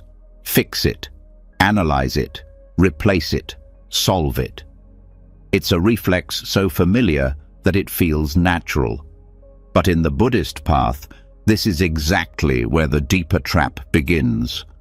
Because sometimes the very effort to fix the mind is what keeps it from being free. There's a difference between awareness and intervention. Awareness sees. Intervention judges. Awareness observes. Intervention interferes. And when thought arises, especially if it's negative or confusing, most people jump to strategy. I need to think a better thought. I have to stop thinking like this. How can I fix this problem in my head? The intention may seem wise, but the outcome is almost always more noise, more inner struggle, more distance from peace. The mind is clever. It can disguise fixing as self-help, as improvement, even as spiritual practice. But beneath that is the same old mechanism: resistance. A subtle rejection of what's happening right now. A quiet belief that something's wrong, that something needs to change before you can rest. And that belief, though small, creates endless suffering, because it turns the mind into a battlefield instead of a resting place. This is one of the core paradoxes of Buddhist insight, that trying to fix the mind often makes it worse. Not because you're doing something wrong, but because the very act of fixing is built on the assumption that something is broken, that the present moment is insufficient, that what's happening now shouldn't be happening, and that mindset ensures inner conflict. What the practice asks instead is this: let the thought be. Not because you agree with it, not because you're giving up, but because fixing has failed too many times. You've tried arguing with your thoughts. You've tried replacing them, reframing them, managing them, and still they come back, maybe louder, maybe sneakier, maybe dressed in new words. The mind is like water. It flows around every attempt to control it. And what it needs is not your control. It needs your surrender. Surrender doesn't mean collapse. It means giving up the fight. It means letting thought arise without building a reaction around it. Letting the emotion surface without turning it into a mission. You stop feeding the energy of "this shouldn't be here." And in that space, something softens. The thought begins to dissolve, not because you changed it, but because you stopped fueling it. There's a deeper truth underneath this. Thoughts aren't personal. They arise based on habit, memory, conditioning, biology. They don't mean something about who you are, but the moment you try to fix them, you make them personal. You turn them into identity. "I need to fix this" becomes "this thought is a problem and I am the one causing it." That's where the spiral begins. Instead of trying to fix, Buddhist practice teaches us to rest in observation. The thought appears and you note it, thinking. The emotion rises and you say, feeling. No storyline, no analysis, no judgment, just clear seeing, and the clarity itself becomes the healing. You don't need to change the content of the mind. You need to stop being controlled by it. This shift changes everything, because now even painful thoughts lose their grip. You don't need to solve them. You just watch them. They lose their urgency, their edge. They pass like clouds instead of becoming storms. And even if they stay for a while, you're no longer tense around them. That's what freedom feels like. Not the absence of thought, but the absence of struggle. There's a kind of peace that only arrives when you stop trying to create it. It shows up when the mind is no longer being pushed or pulled, and you'll know you're getting close when even the most uncomfortable thoughts feel spacious. When you can sit with them, breathe with them, and not feel the need to chase them away. That's not defeat, that's mastery. A lot of people confuse effort with progress. But on this path, the deepest progress often comes through letting go, through not interfering, through trusting that the mind, when left unagitated, begins to settle on its own. That awareness, not action, is what brings transformation. The more you try to fix the mind, the more you teach it that it's broken. But the more you let it be, the more it begins to return to its natural state, quiet, clear, and balanced. This doesn't mean you become passive. It means you become wise. You know the difference between reaction and response, between effort and presence. You learn to act when it's time to act, and to sit still when it's time to sit still. You don't need to fix every wave. You just need to remember that you are not the wave. You are the ocean. One of the reasons fixing backfires is that it adds layers to the problem. A single thought becomes a project. You start tracking it, categorizing it, building strategies around it. Soon, the thought isn't even the problem anymore. The effort to fix it is. And now you're caught in a loop of self-monitoring, always trying to optimize the mind instead of simply resting in it. This is where surrender becomes powerful. Not as a giving up, but as a tuning in. You begin to notice the subtle pressure you've been carrying to always feel better, to always think clearly, to always be free of negativity. And you see how exhausting that is, how much energy it steals. And in that moment, you exhale. You release the need to control. And suddenly, the mind begins to soften. Sometimes the thought you're trying to fix is just a passing echo. It wasn't even strong until you grabbed it, until you decided it needed your attention. But what happens when you don't grab it? When you let it float by? You see its true nature, temporary, insignificant, just noise. And the more you practice this, the more thoughts reveal themselves as nothing more than passing weather. You no longer fear them. You no longer worship them. You simply let them move. This doesn't mean thought stops, but your relationship to it changes. You no longer believe every voice. You no longer need to fix every discomfort. You become less reactive, more grounded, more real. Not because your thoughts are always pleasant, but because you've stopped treating them like they're the whole truth. Buddhist practice is filled with reminders of this. Teachers speak of watching the mind like watching a river, not jumping in, not building a dam, just observing its flow, letting it carry what it must, and returning again and again to the bank, to the breath, to the stillness beneath the surface. You don't need to change the river, you need to stop drowning in it. The mind will try to trick you. It will say, if I don't fix this thought, it will control me. But the opposite is true. If you try to fix it, you give it power. If you leave it alone, it loses shape. This is not spiritual bypassing, it's clarity. It's knowing that thoughts, left ungrasped, fade faster than you think. This practice invites patience. You won't unlearn the habit of fixing overnight, but every time you pause instead of solve, you strengthen a new pattern, a pattern of trust, of stillness, of presence. And presence doesn't need to be perfect, it just needs to be consistent.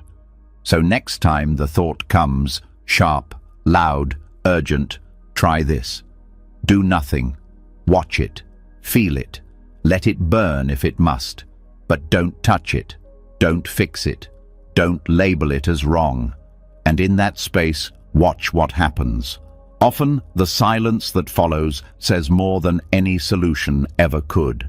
Let the fixing end here. Let the peace begin from where you stopped trying. Let's keep going.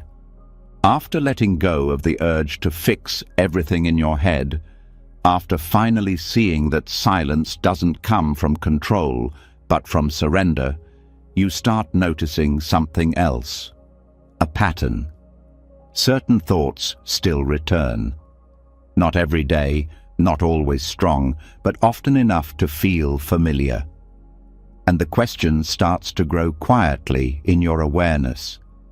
Why do some thoughts leave and never come back, while others keep looping like they have nowhere else to go?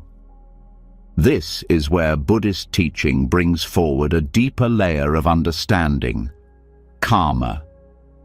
Not in the way it's often misunderstood as punishment or reward, but in its true form, action and its residue. Karma doesn't just live in the outer world. It lives in the mind. Every thought, every reaction, every intention creates a subtle impression. And those impressions, if not seen clearly, return.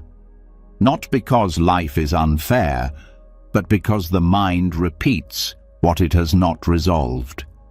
When you think a thought with strong emotion, whether it's fear, guilt, craving, or resistance, it leaves a mark. That mark doesn't disappear just because you ignore it. It stays, quietly shaping the conditions for the same thought to reappear later. This is mental karma, not cosmic retribution, but psychological repetition. You think it once, it gets easier to think again, and if it goes unchecked, it becomes automatic. This explains why certain negative thoughts feel sticky. They're not just passing observations. They're mental grooves, worn deep over time. You don't just think them, they think themselves. You don't create them anymore. They arise from the mental climate you've lived in. They repeat because the karmic imprint hasn't been purified. And without purification, the cycle goes on. The Buddhist view is compassionate here. It doesn't blame you for your karma. It invites you to understand it, to look at it like old echoes, not evidence of failure. Repetitive thoughts aren't a sign you're broken.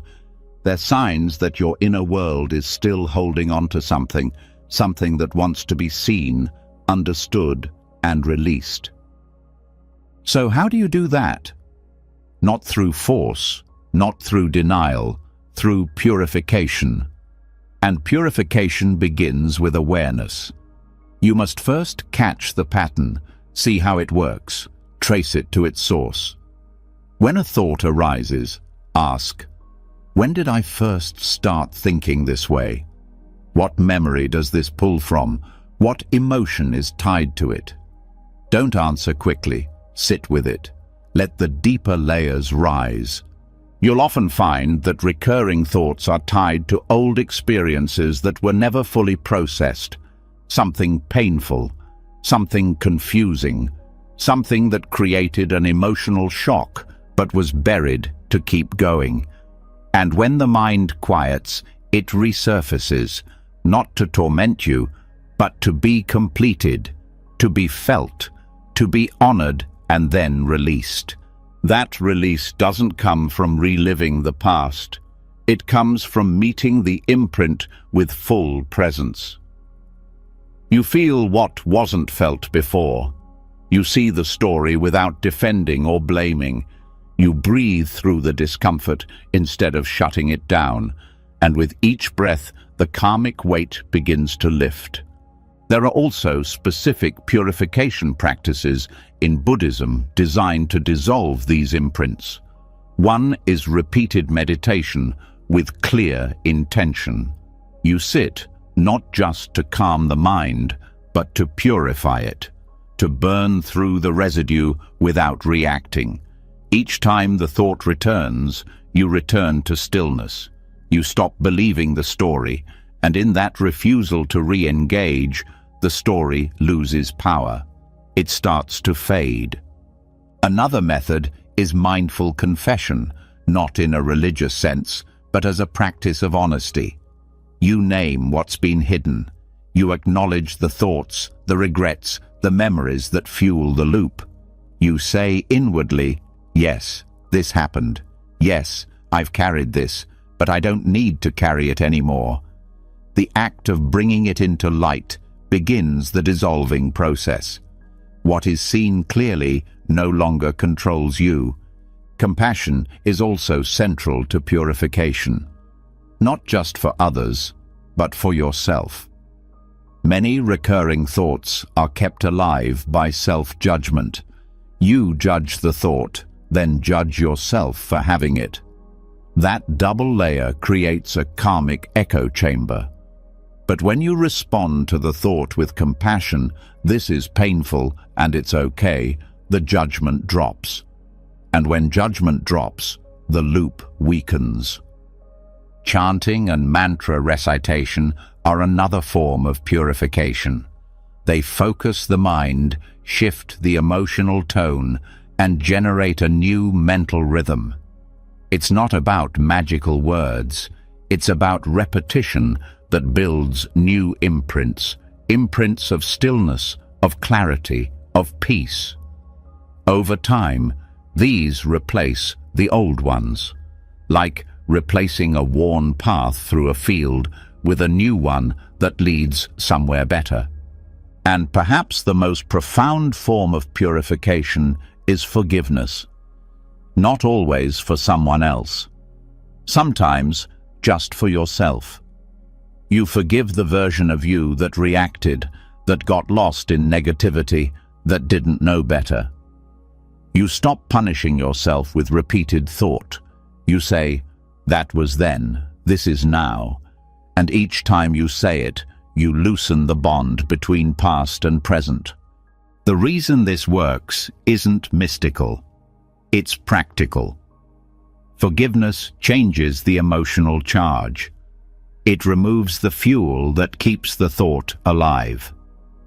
Without guilt, without resentment, without fear, the thought has nothing to stick to.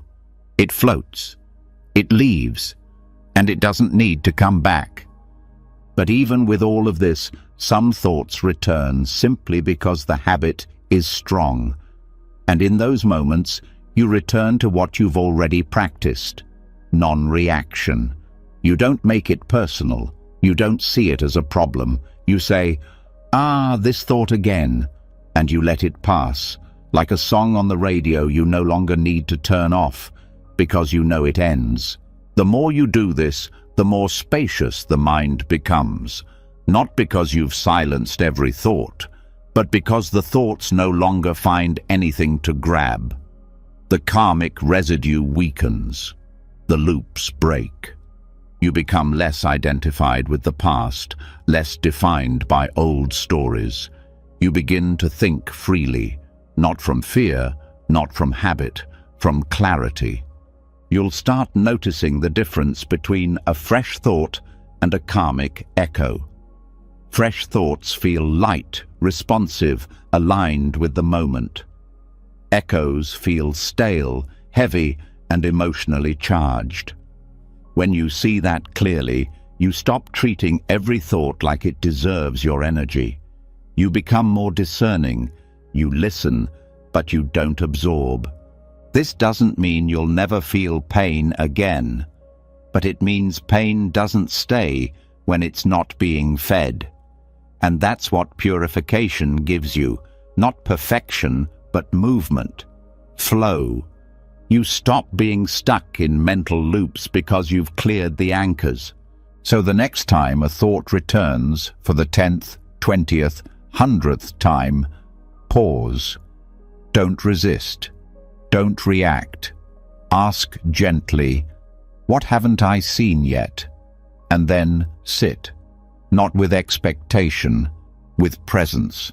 Let the imprint rise, let the emotion move, and let the thought complete itself, finally, without your interference. Because karma isn't your enemy, it's your teacher, and once the lesson is learned, the thought doesn't need to return. So after sitting with the roots of mental karma, after watching how repetitive thoughts are often held in place by old imprints, unresolved emotion, and internal resistance, there comes a quiet shift. Not everything needs to be released by force. Not every thought needs to be untangled, analyzed, or purified through pain. Sometimes a different relationship is enough. Not rejection, not agreement, just openness. This is where Buddhist wisdom offers something beautifully simple. Treat thoughts like guests. The practice is called hospitable awareness, and it means this: when a thought arises, welcome it. Not because you want it to stay, not because you believe it, but because fighting it keeps it alive and ignoring it gives it weight. But hosting it gives it space, and in space, it naturally dissolves. This approach changes everything, because the moment you stop tightening around thought, the energy of thought changes. It loses its urgency. It stops being a threat. And even the most difficult inner voices begin to soften, not because you fix them, but because you finally let them be. Think about what happens when someone knocks on your door. If you slam the door in their face, tension rises. If you pull them in and panic, you lose your ground. But if you open the door, offer a seat, pour tea, and stay calm, something settles. The guest doesn't stay forever. They're seen, acknowledged, and eventually they leave. That's how you treat thought. Buddhist texts have long pointed to this. Thoughts are not the enemy. They are visitors. Some loud, some quiet, some beautiful, others messy, but all of them passing. The mistake is thinking they are permanent, that they must be controlled, or that they define who you are. But a guest is not the homeowner, and a thought is not the mind. Hospitable awareness is not passive. It's deeply attentive. You stay aware of what enters. You remain present, but you don't become the thought. You don't grip it, and you don't push it away. You create space without attachment, and that space is healing. The mind becomes safer when it's not treated like a battlefield. When thoughts are no longer met with fear, they lose the power to dominate. Anxiety may still visit. Doubt may come. Shame might knock on the door. But now, instead of reacting, you greet them. You say, "Ah, you're here again." You breathe, you watch, and they move on. What's beautiful about this practice is how immediate its effects can be. You may have spent years trying to change your thinking, using tools, strategies, affirmations, mantras, and yet, sometimes, the simplest gesture, just letting the thought sit beside you, creates more peace than any technique. That's because most suffering isn't caused by thought itself. It's caused by the resistance to thought. The mental tension that says, "This shouldn't be happening." But when you remove that tension, what's left is just experience. A moment, a flicker, a breath. Some thoughts return often. They feel like familiar guests who never know when to leave. But even these lose their power when hosted with equanimity. You don't need to change their message. You don't need to entertain them with attention. You simply let them be there while you remain rooted in the now. This practice is not about ignoring life. It's about meeting life with dignity. Every thought, even the unpleasant ones, becomes part of the experience, not an interruption of peace, but part of the landscape in which peace arises anyway. You may be surprised to find that once you stop fearing your thoughts, you start understanding them, not intellectually, but intuitively. You feel their emotional tone, you sense their origin, and most of all, you see how they pass on their own, without needing your intervention. This is why the metaphor of a guest is so powerful. It includes everything without clinging to anything. You don't become the thought, and you don't push it out the moment it arrives. You give it room, and by doing so, you give yourself room. Space to breathe, space to observe, space to not react. There's a quiet confidence that grows from this. You stop being thrown by every mental storm. You stop being afraid of your inner world, because now you know you can host anything. Anger, sadness, fear. None of it needs to define you. None of it can trap you, because you're the space. You're the host, not the guest. And this space becomes your refuge. Even in chaos, even in overwhelm, you can return to it. You sit, you breathe, you feel the thought rise. And instead of flinching, you say, welcome. You don't say it with affection or hate, just presence, just stillness. And that stillness is stronger than any thought. Some days, the guests will be loud. Judgment will shout. Memory will ache. Craving will demand. But the space remains, and that space is not cold or indifferent. It's kind. It knows that every guest has their reason for arriving, even the painful ones. They're carrying a message, a need, a leftover impression. And once heard, not believed, not obeyed, just heard, they can go. You'll also start to notice the pattern. Thoughts that are resisted return stronger. Thoughts that are chased become faster. But thoughts that are welcomed lose urgency. They fade like smoke without wind, and your energy remains intact. This kind of awareness doesn't mean you become detached from life. It means you become present within it. You can feel emotion without being taken over. You can remember pain without reliving it. You can plan for the future without obsessing. Because every thought has space to arrive, and more importantly, space to leave. You may even find humor in your mind.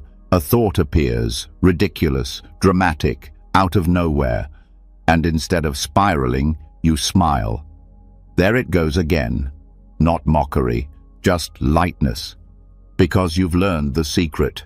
Most thoughts don't need your seriousness. They just need your space. This changes how you relate to other people too. You become more patient, more open. Because if you can host your own inner chaos with grace, you can host theirs too. You can listen without reacting. You can stay grounded even when others cannot. Your mind becomes a training ground for real compassion. In time, the whole practice becomes second nature. You feel a thought arrive, and you make space. You don't tighten, you don't follow. You just host it lightly, like wind passing through an open window. No resistance, no grip, just flow. And the more you do this, the more peace stays with you. Not because the guests stopped coming, but because you stopped closing the door in fear. So when the next thought knocks, let it in. Offer it presence, not analysis. Let it sit without telling you what to do.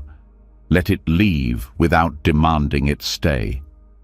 And in that quiet, graceful hosting, you'll find something that no thought can take from you: inner freedom. So, after learning to host thoughts with openness, after realizing that even pain can pass through without damaging your peace, there's an even deeper practice that brings compassion into the heart of suffering. Because sometimes simply witnessing isn't enough. Sometimes what rises isn't just a guest to host, but a wound that needs care. This is where Tonglen enters, a practice that doesn't push suffering away, but breathes it in, a radical act of inner transformation where pain becomes the doorway to love.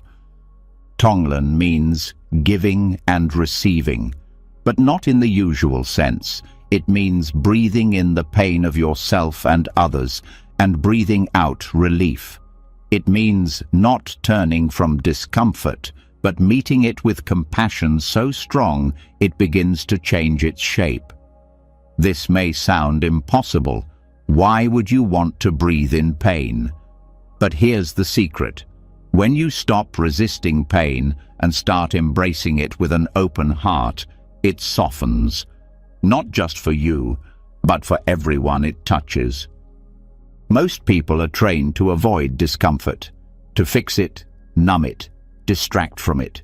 But avoidance doesn't heal, it hides, and what hides grows heavier.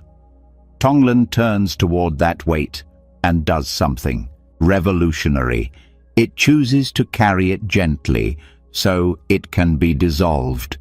It doesn't do this through logic, it does it through breath, through presence, through a kind of love that expects nothing in return.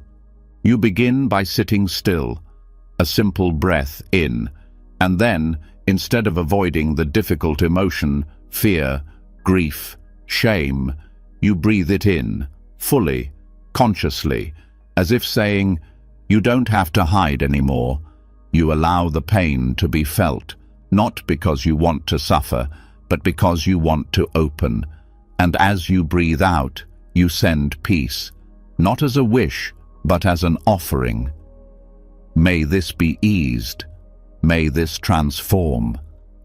May I and others be free. Tonglen isn't metaphorical. You're not pretending. You're metabolizing, taking in the raw energy of suffering and sending out warmth, like turning fire into water, like turning noise into silence. And in this process, the thought no longer feels like an enemy. It becomes part of the healing. This practice is especially powerful when negative thoughts feel personal, when they sting, when they echo shame or anger or hopelessness. Tonglen teaches you to meet those thoughts not with resistance, but with care. This thought is hurting. This feeling is heavy. I breathe it in with compassion. And when you exhale, may this soften, may this dissolve, may I hold this with kindness.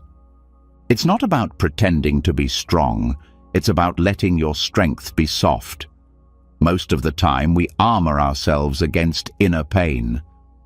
Tonglen removes the armor, not to expose you, but to free you, because once the armor is gone, you realize that pain isn't dangerous, it's just unmet tenderness, and Tonglen becomes the way you meet it. You can also practice Tonglen for others. Someone you love is hurting. You breathe in their pain, not to be consumed by it, but to say, you don't carry this alone. You feel their weight as if it's your own, and you breathe out ease, not because you can fix their life, but because you can send love from a place of truth. And here's what's extraordinary. This practice changes the mind. It replaces fear with generosity. It replaces bitterness with compassion. It creates new pathways where pain doesn't lead to reaction, but to connection. That shift is subtle at first, but deep. You begin to meet your own pain differently. You stop pushing it down. You hold it like you'd hold a frightened child. And that holding becomes healing. Tonglen can also be done for the world, when the news is heavy, when injustice feels overwhelming, when grief saturates the air. You breathe in the suffering of the world. You don't try to fix it. You don't explain it. You take it in, even just a small piece, and breathe out relief. May they feel supported. May peace touch them. May we all heal. This practice won't change the world overnight, but it changes you. And that's how the world begins to shift, through hearts that choose compassion over avoidance. This kind of breathing doesn't just move air, it moves energy. It shifts how you relate to thought. Suddenly, the negative voice in your mind isn't a threat, it's a signal, a call for kindness. And instead of spiraling, you breathe. You don't push it away, you receive it, you give it space, and you respond with love. Some days, the pain might feel too sharp, the thought too loud. That's okay. Tonglen never asks you to force anything. If you can't breathe it in fully, breathe around it. If you can't send peace, send silence. The intention is enough. The practice is gentle. It meets you where you are. And as you keep doing it, you'll notice something beautiful. The fear that used to grip you, it softens. The shame that once paralyzed you, it loosens. The old thoughts that once made you feel small, they show up and you say, "Come in." And instead of fighting, you breathe. And instead of spiraling, you soften. This is the medicine Tonglen offers. Not escape, but presence that heals. You can practice it anywhere. In silence, in a crowd, in a moment of tension. You feel the constriction rise, you breathe it in, not to absorb it, but to embrace it. And you breathe out whatever the moment needs. Calm, love, lightness. You become a vessel of healing for yourself, for others, for the spaces around you. And over time, your mind becomes more than a container of thoughts. It becomes a place of transformation, a sacred fire that takes pain and turns it into peace, a place where no thought is too dark to be welcomed, where no emotion is too heavy to be held. That's what Tonglen reveals, that your heart is large enough to carry even the deepest suffering and still give something back. So tonight, if something rises, something difficult, something tight, something unresolved, try this. Breathe it in, not with fear, with care, and breathe out something lighter, not with effort, with love. Let this be your offering to yourself. Let this be the start of softening. So, after learning how to breathe through pain, after seeing how compassion can melt suffering without needing to resist it, another door begins to open. A quiet but powerful question rises beneath the practice.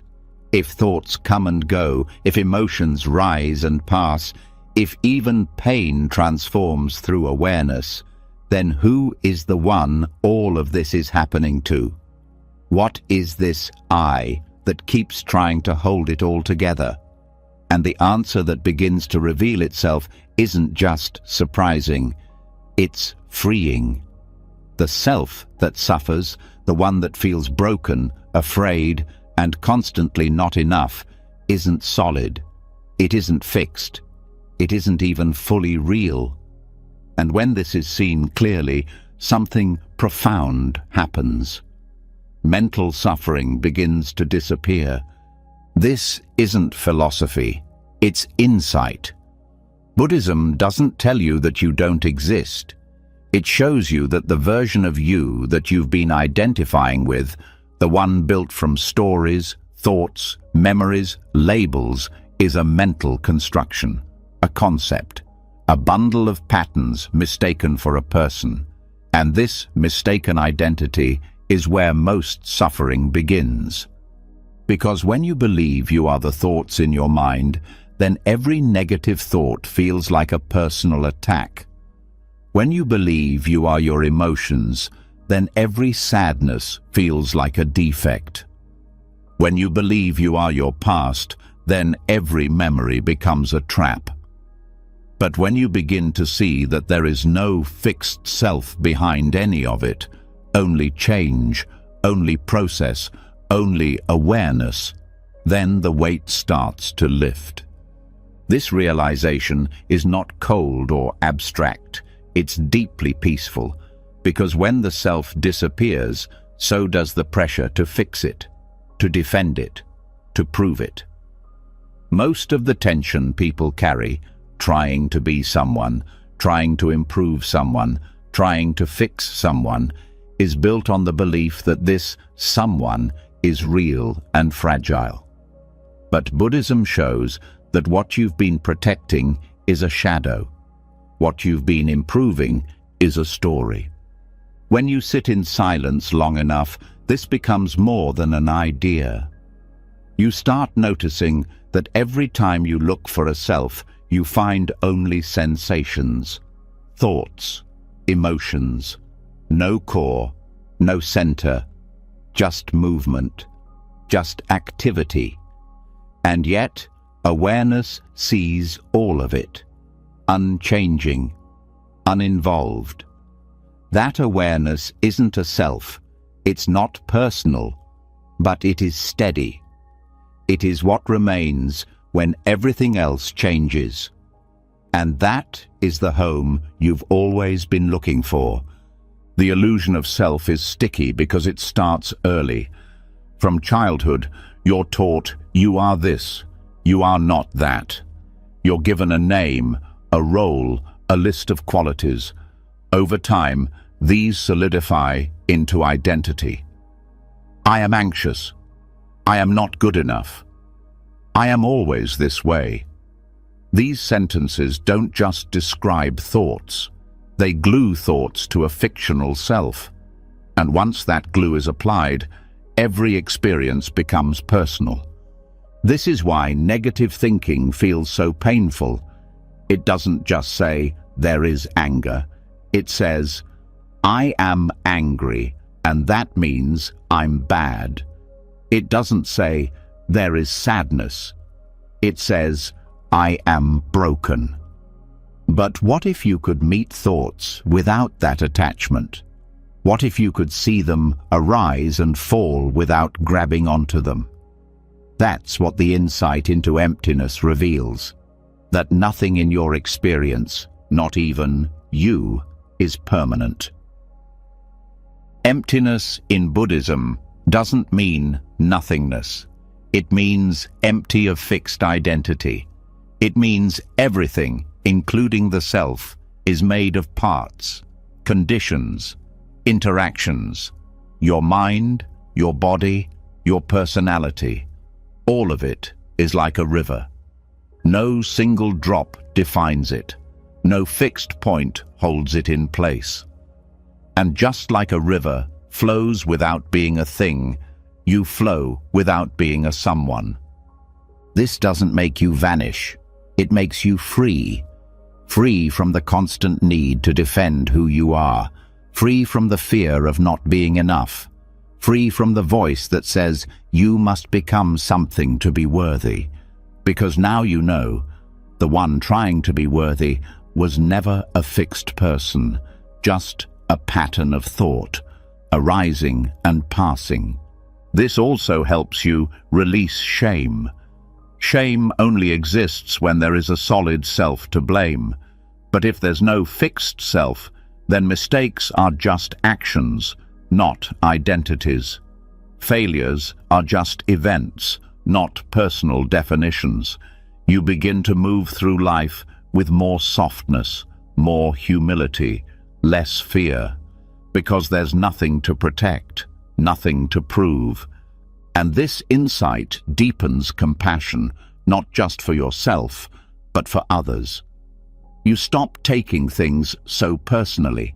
When someone lashes out, you see their suffering, not an attack on your identity. When someone struggles, you don't see them as weak. You see them as caught in the same illusion you've known. And this opens the heart. The practice that leads to this insight is mindfulness, watching the mind closely without clinging. You see thoughts arise. You see them pass. You ask, who is this happening to? and you wait. And what you find is not a self, but space, openness, stillness. That space is your true refuge, not the person you think you are, but the awareness that never comes or goes. This realization doesn't make you passive, it makes you wise. You still have a body, a mind, a personality. You still have responsibilities, but you don't mistake any of it for a fixed me. You live lightly, you respond freely, you hold yourself and others more gently. There's a kind of joy that arises here, a joy not dependent on success or validation or image. It's the joy of being nobody in particular, the joy of not having to live up to a story, the joy of meeting each moment fresh without dragging the past behind you. You begin to feel what Buddhists call liberation, not a dramatic escape, but a quiet freedom from the prison of me, a freedom from the need to win or to be right or to be admired, because you've seen that all of those are games played by a self that was never real. You might still forget. The self is persistent. It reappears in thoughts, in reactions, in the voice that says, "You're not doing this right." But now you know that voice isn't truth, it's habit, and you don't have to listen. You return to awareness. You feel the breath.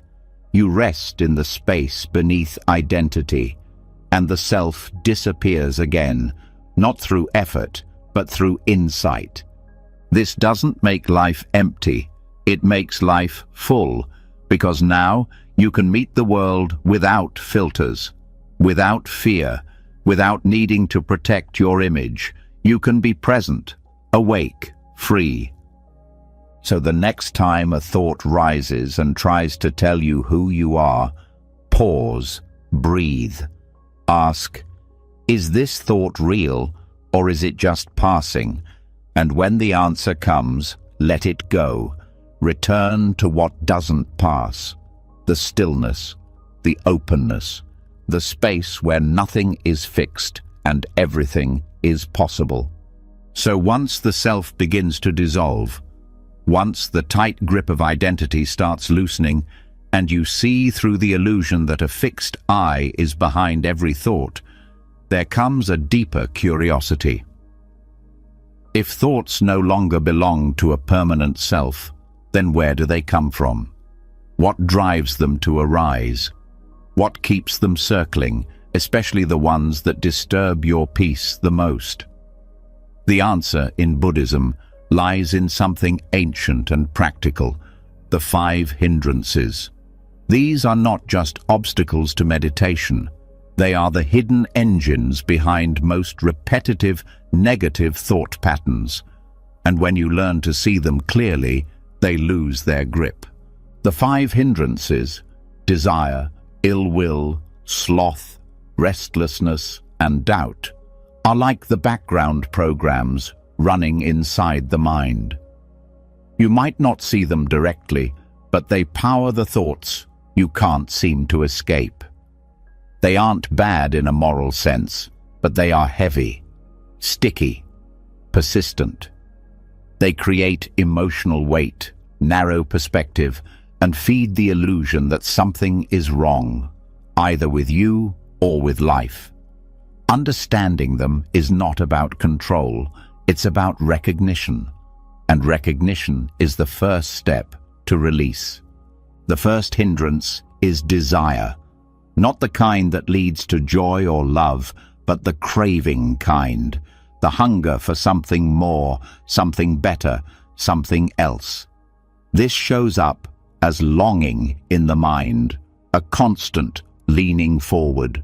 It whispers, "You need this to be happy," and attaches itself to thoughts about success, pleasure, admiration, escape.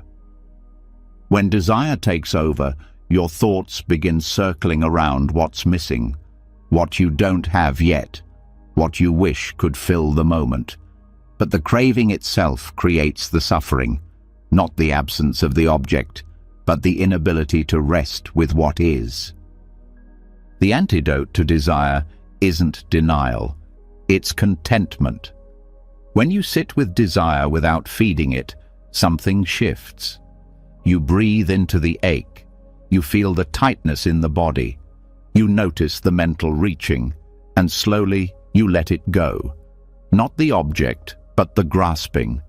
This doesn't kill motivation, it clears illusion. You still care, you still act, but now your thoughts are no longer trapped in hunger. The second hindrance is ill will. This is anger, resentment, judgment toward others or yourself. It gives rise to aggressive thoughts, defensive stories, mental arguments that replay over and over. It makes you sharp, tense, reactive, and the worst part is, it often feels justified. They were wrong. I was mistreated. This shouldn't have happened. But holding on to that story keeps the mind inflamed. The thought may feel protective, but it poisons the space it lives in. Meeting ill will starts with noticing how it feels. The heat, the contraction, the narrow focus. Then softening. Not forcing kindness, but remembering your own pain. The pain that causes others to lash out. The pain that fuels your own reaction. This doesn't excuse anything, it just opens perspective. And that opening allows the thought to break. You see it, feel it, release it, and the tension starts to drain. The third hindrance is sloth and torpor. This one is sneaky. It doesn't shout, it dulls. It clouds the mind with heaviness. Thoughts become slow, muddy, repetitive in a passive way. You don't feel agitated, you feel disconnected. You say things like, "I don't care," or "What's the point?" And underneath that is a subtle aversion to being fully present. It's not sleepiness, it's a turning away from experience. The way out of this fog is not forcing energy, it's rekindling interest, bringing attention to something simple, the breath, the weight of the body, a sound. You anchor yourself in now, not with pressure, but with warmth. Slowly, the dullness lifts, light returns, thoughts gain clarity, not because you made them sharper, but because you reconnected to aliveness. The fourth hindrance is restlessness. This is the mind that won't stop moving, that jumps from one thought to the next, searching, scanning, planning, worrying. It often masks itself as productivity, but underneath is anxiety.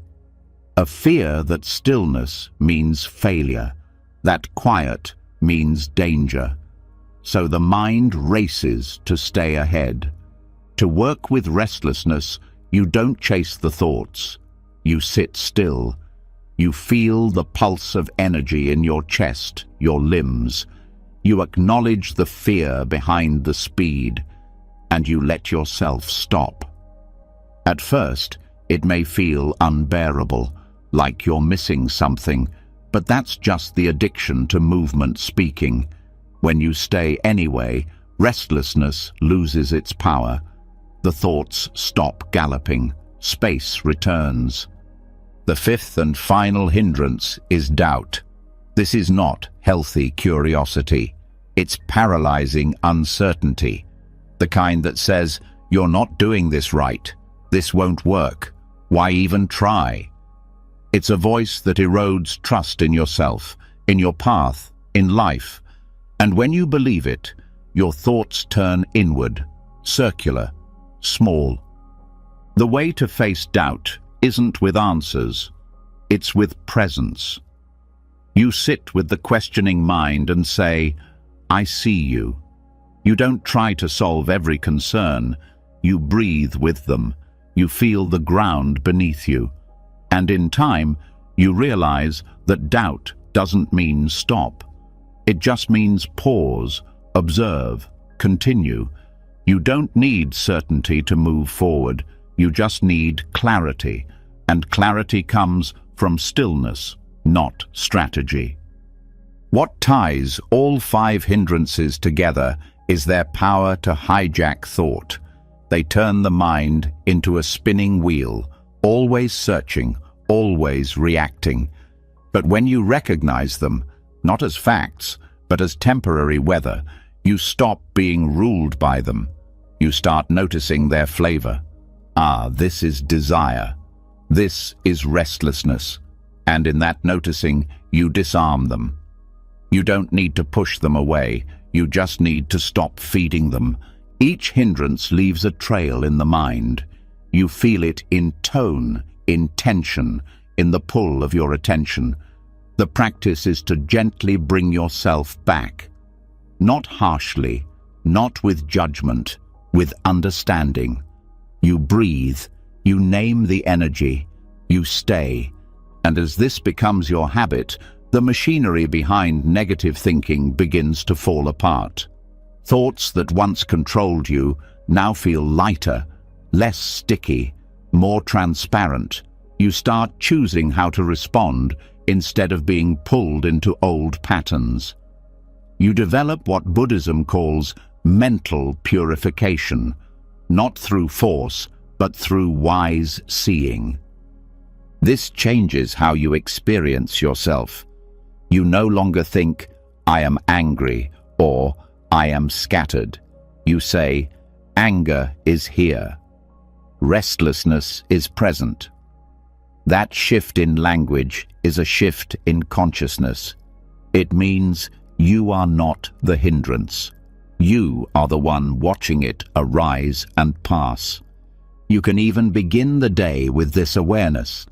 As thoughts arise, ask, which hindrance is feeding this? And when you name it, something loosens. You don't make it personal. You don't spiral. You just return. And with each return, the mind becomes clearer, lighter, stronger. This doesn't mean the hindrances disappear forever. They are part of the human condition. But when they are seen, they lose their grip. When they are acknowledged, they stop hiding. And when they stop hiding, you stop suffering blindly. So the next time your mind feels heavy, busy, dull, doubtful, or hungry, pause, breathe, name what's here. And remember, the thought is not the enemy. The hindrance is not a flaw. It's just a signal. And you, in your awareness, are free to respond, not with fear, not with control, but with clarity. So after recognizing the hidden engines behind your negative thoughts, after seeing how desire, ill will, sloth, restlessness, and doubt quietly steer the mind, you begin to understand something much more important. Awareness alone is powerful. Naming the hindrances weakens them. But there's another step. You don't just see, you release. And that release, when done with care and not force, leads to something few people ever realize. Letting go isn't abandonment. It's not cold. It's not denial. In Buddhism, detachment, real detachment, is an act of deep compassion. This often confuses people. Detachment sounds like disconnection, like apathy, like giving up. But that's not what the Buddha taught. Buddhist detachment is not about turning your back on yourself. It's about holding your experience with so much kindness, so much wisdom, that you no longer cling to what hurts you. You don't abandon yourself, you abandon your need to hold pain in place. The confusion starts because we're conditioned to equate love with holding on. We think if we let go of a thought, a feeling, a memory, we're betraying something. But in truth, holding on is what keeps the wound open. Real compassion says, I love this part of me enough to not keep it trapped in suffering. I love myself enough to set this free. Thoughts come and go. That's their nature. But we cling, we replay, we identify, and the more tightly we hold, the more tightly we suffer.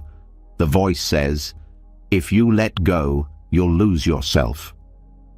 But what you're really losing is the attachment to a version of yourself that was never peaceful to begin with. This is where detachment becomes healing. It's not that you push the thought away. It's that you see it, you care for it, and you release it, not because it's wrong, but because it no longer serves. You can love something and still let it go. You can understand a thought and still not build a home inside it. This form of letting go is soft, not aggressive. You don't detach to disconnect. You detach to breathe again. When the mind is full of clinging to past events, to imagined futures, to old stories about who you are, it has no room for presence. Detachment clears that space. It opens the heart. It says, you don't need to carry this anymore. Buddhist compassion is not sentimentality. It's clarity. It's seeing that suffering exists, that it's real, that it hurts, and still choosing not to build your identity around it. You care for the pain, but you don't become it. You meet the thought with gentleness, and then you bow to it as it leaves. Some people fear that if they let go of their stories, they won't know who they are. That without their pain, they'll feel empty. But here's the truth. The space that opens up isn't emptiness. It's freedom. It's the space where peace begins to grow, where joy has room to breathe, where you're no longer defined by the things you've survived. Detachment becomes the highest form of self-respect. Not because you stop feeling, but because you stop clinging to feelings that harm you. You stop trying to fix or control what arises. You start allowing, not passively, not numb, but with presence, with trust. This trust doesn't mean the pain won't come. It means the pain doesn't have to stay. You don't hold on to it out of habit. You meet it, feel it, learn from it, and then let it pass. Not because you're heartless, but because you finally understand that clinging is not care. And here's where compassion deepens. Because when you learn to do this with your own mind, you learn to do it with others. You stop trying to fix people, to control them, to carry them. You begin to see that loving someone doesn't mean absorbing their pain. It means being with them fully, without clinging to who they should be. You give them the same gift you've given yourself: space. Detachment is the space where true love begins. The kind of love that says, I see you. I don't need to hold you. I don't need to fix you. I just need to be present. That presence is healing. That's what people long for. Not someone who clings to them, but someone who can sit beside them with an open heart. In meditation, this shows up clearly. A painful thought arises, maybe something about your past, maybe something you're ashamed of. The old habit says, fix this, judge it, analyze it. But now you try something different. You breathe.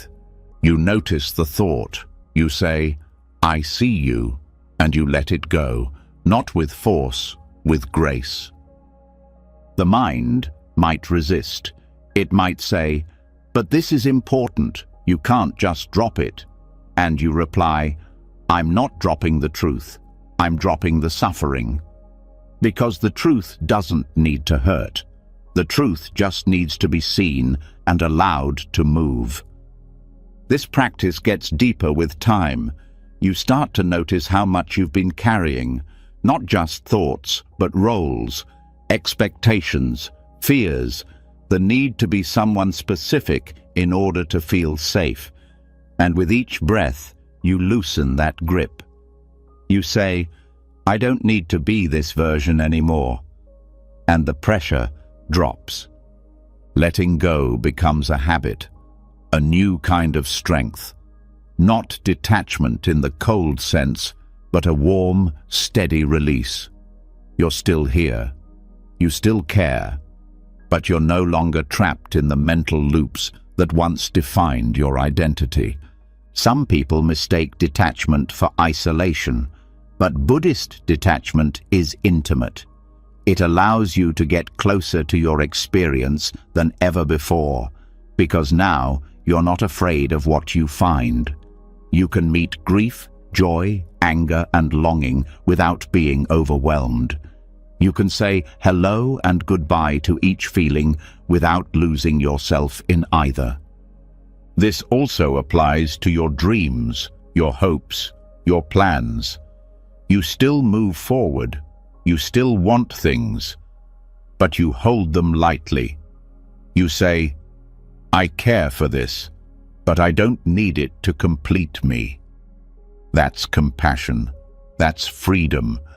You live fully without clinging. Even in deep pain, this compassion remains. A negative thought returns. It stings. It spirals. But now you pause. You breathe. You say, yes, this hurts, and I will not fight it, and I will not become it. That is the voice of loving detachment, the voice of someone who has finally learned how to care for themselves. This isn't a distant goal, it's a moment-by-moment practice. Every time you let a thought pass without holding it, you're detaching. Every time you soften instead of judge, you're detaching. Every time you stay with yourself instead of abandoning your breath to chase a story, you're detaching. And each time you do that, you're building a new home inside yourself. One that doesn't depend on perfection. One that doesn't demand control. One that simply says, you are safe here, even when thoughts are loud, even when the past visits, even when nothing is certain. So the next time something hard arises, meet it like an old friend. Listen, feel, and when the time comes, let it go. Not because it's unimportant, but because it has finished speaking. And when you let go, don't close the door. Keep it open. Let life come and go. Let thoughts come and go. Let yourself come and go without fear, without clinging. So once detachment is understood as compassion, once the pressure to carry and cling dissolves into gentleness, a different kind of silence begins to surface. Not the silence that comes from effort, but the one that was always underneath. Yet even in this quiet, there's something left to notice. A heaviness that doesn't feel like tension or resistance, but weariness. Not emotional exhaustion, not physical fatigue, something deeper. A kind of inner tiredness that follows the mind wherever it goes. This is thought tiredness. The exhaustion that builds when the mind thinks too much for too long about everything and nothing. And it's one of the most overlooked causes of chronic negativity. You may not realize how much energy it takes to think. Not just the conscious effort of problem solving, but the constant low-level chatter that never stops. Planning, predicting, remembering, defending, rehearsing, all of it consumes attention. All of it eats space, and when there's no break, the mind starts to wear down. Thoughts get heavier, emotions turn flat, small problems feel large. The world begins to feel overwhelming, not because of what's happening, but because the mind is simply too tired to see clearly. Buddhism recognizes this as a subtle but serious obstacle on the path, not because it's dramatic, but because it's invisible. You wake up and the thoughts start moving. You check your phone. You respond to messages. You play out scenarios in your head. You reflect on things you said. You imagine future conversations. You try to control how you feel. You try to understand what others are thinking.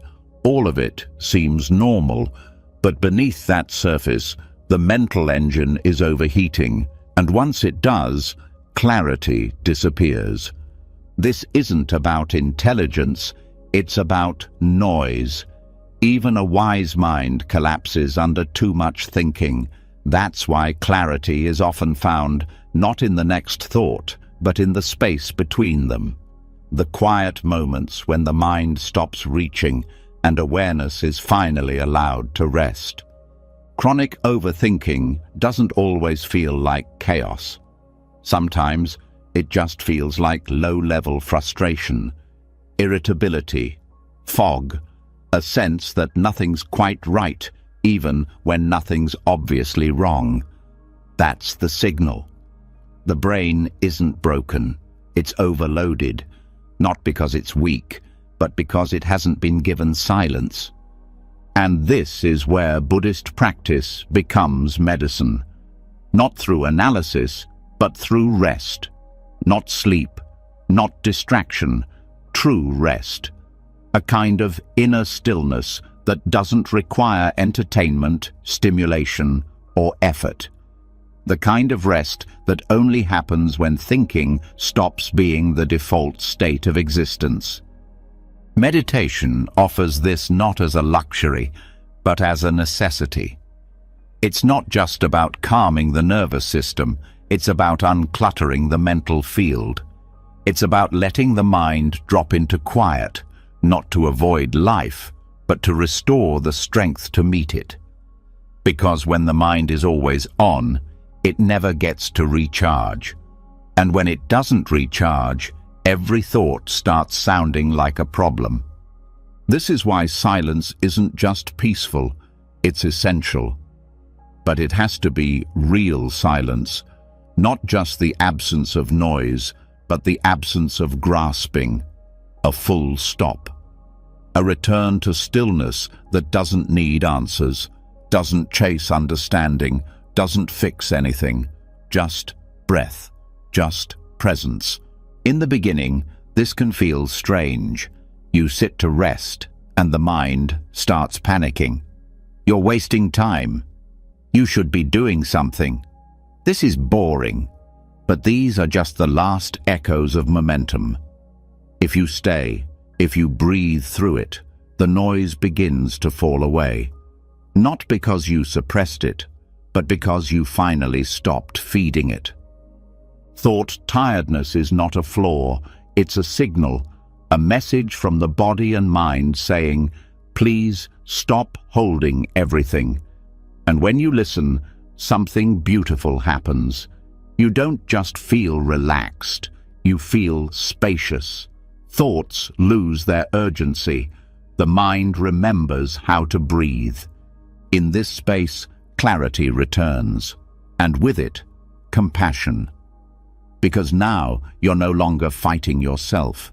You're no longer adding more thinking to the pile of thoughts. You're resting from the identity that needs to constantly figure everything out. This rest doesn't mean giving up. It means stopping long enough to realize you were never as stuck as you thought. It means stepping back far enough to see that most of your problems were magnified by the lens of exhaustion. It also means returning to a more natural rhythm. The mind isn't meant to think non-stop. Just like the heart rests between beats, the mind needs pauses between thoughts. Not forced, but allowed. And those pauses don't just feel good, they heal. You may notice that after even a short period of deep stillness, you're not just calmer, you're wiser. You speak with more care, you respond with more grace, you feel less reactive, not because you thought your way into it, but because silence revealed what thought had buried. This kind of rest also helps you reconnect with your body. Overthinking pulls you into your head. You forget your breath. You ignore tension. You miss signals of hunger, fatigue, emotion. But when the thinking slows, sensation returns. You start to feel grounded again. You remember that peace isn't an idea, it's a feeling, and it's already here, under the noise. Buddhist practice invites this kind of rest every day, even a few minutes, not as escape, but as return. A return to awareness without the pressure to do or understand. A return to a mind that doesn't always need stimulation to feel alive. You can begin by noticing when the mind feels overused, the tightness in the forehead, the shallowness of the breath, the feeling of spinning. These are your cues. You pause, you sit, you breathe without trying to think, not to push thought away, but to no longer give it the center of your attention. That shift alone begins to heal the exhaustion, and the more you practice this, the more natural it becomes. You start to crave silence, not because you're escaping, but because your system finally remembers that it was never designed to run on constant output. This also changes your relationship with productivity. You stop measuring your worth by how much you've thought through, how much you've figured out. You start recognizing that insight comes from stillness, not stress. You begin to trust that the most important answers often arrive when the mind is silent enough to hear them. Even creativity is reborn here. The best ideas don't come from grinding, they emerge from openness. The mind at rest is fertile ground. It receives, it listens, it allows space for newness. And you begin to see that you're not missing anything, you're just tired. And silence is the cure. You don't need to retreat into a monastery to feel this. A few breaths, a quiet walk, sitting without your phone, lying down and watching the ceiling without needing to think. These are sacred acts, acts of kindness toward your own mind, toward the life inside you that has grown weary of noise. And slowly, thought tiredness becomes less frequent, not because life stops being complex, but because your mind stops reacting to complexity with endless commentary. You trust silence more than strategy. You let things be unclear without collapsing. You let yourself rest without guilt. So when the day feels too loud, when thoughts start looping, when everything feels heavier than it should, don't reach for another answer. Reach for silence. Not as avoidance, but as medicine. Breathe, stop, let go, and allow the healing to begin where thinking ends. So after realizing that thought tiredness isn't a weakness, but a message, after giving the mind the silence it's been begging for, you begin to notice something even deeper. A place where the mind keeps moving, even when you're not awake. A layer beneath waking thought. It doesn't come through to-do lists or problem-solving. It speaks in symbols, emotions, fragments of memory. It's where pain continues even after you've fallen asleep. And it's also where healing can begin, in a way waking life can't touch. This is the dharma of dreams, the forgotten doorway where Buddhist practice continues after the body lies still and the conscious mind fades. Buddhism teaches that the mind never truly stops unless it is trained to do so. Even in sleep, it moves, it processes, it replays, and for most people, that process is chaotic. Dreams recycle unresolved stress, unspoken emotion, buried thought patterns. And when the dream state is left unconscious, those patterns continue unchecked. You may wake up exhausted, confused, or even anxious, without knowing why. But Buddhist sleep meditation offers something radical. What if you could bring mindfulness into your dreams? What if rest itself could be transformed into liberation? This practice begins before sleep even arrives. Because how you fall asleep matters. If the last thing you do before bed is scroll through your phone, worry about tomorrow, replay conversations, or judge yourself for what you didn't accomplish, that mental noise doesn't vanish, it sinks deeper. It enters the dream state, unresolved. It becomes the fuel for subconscious negativity. But if you enter sleep with awareness, with care, with intention, everything changes. Buddhist sleep meditation isn't about lucid dreaming or controlling what happens in your dreams. It's about planting seeds, gentle attention. You lie down, close your eyes, and return to your breath. You acknowledge what's still spinning in the mind, worries, fears, thoughts, and you don't push them away. You greet them, breathe through them, and begin to soften their hold. The goal is not to silence the mind forcefully, but to lull it into stillness, like calming a restless animal, not through command, but through safety, through presence. And as the body relaxes, as breath becomes slower, you begin to offer yourself a simple intention. Let this sleep be healing. Let this dream be clear. Let awareness stay present even in rest. This is the doorway. Not dramatic, not magical, just clear. And what happens next is not in your control, but it is influenced by your energy. The mind enters dream states, but now it has a compass, a quiet inner direction that allows the deeper layers of thought to surface and be seen, not by thinking them, but by dreaming them into release. Many dreams are expressions of unresolved fear. They show up as strange images, impossible scenarios, intense emotions. They seem random, but they carry meaning. The subconscious speaks a language that can't be understood by logic, but it can be met with awareness. If you wake in the middle of the night, remember the feeling of the dream. Don't analyze it. Don't try to make it fit. Just feel. Breathe. Let your presence meet what was hidden. This simple act begins to transform the role of dreams in your life. They stop being leftovers of waking stress. They become lessons, teachers, opportunities to touch what's too subtle or too buried to face directly in daylight.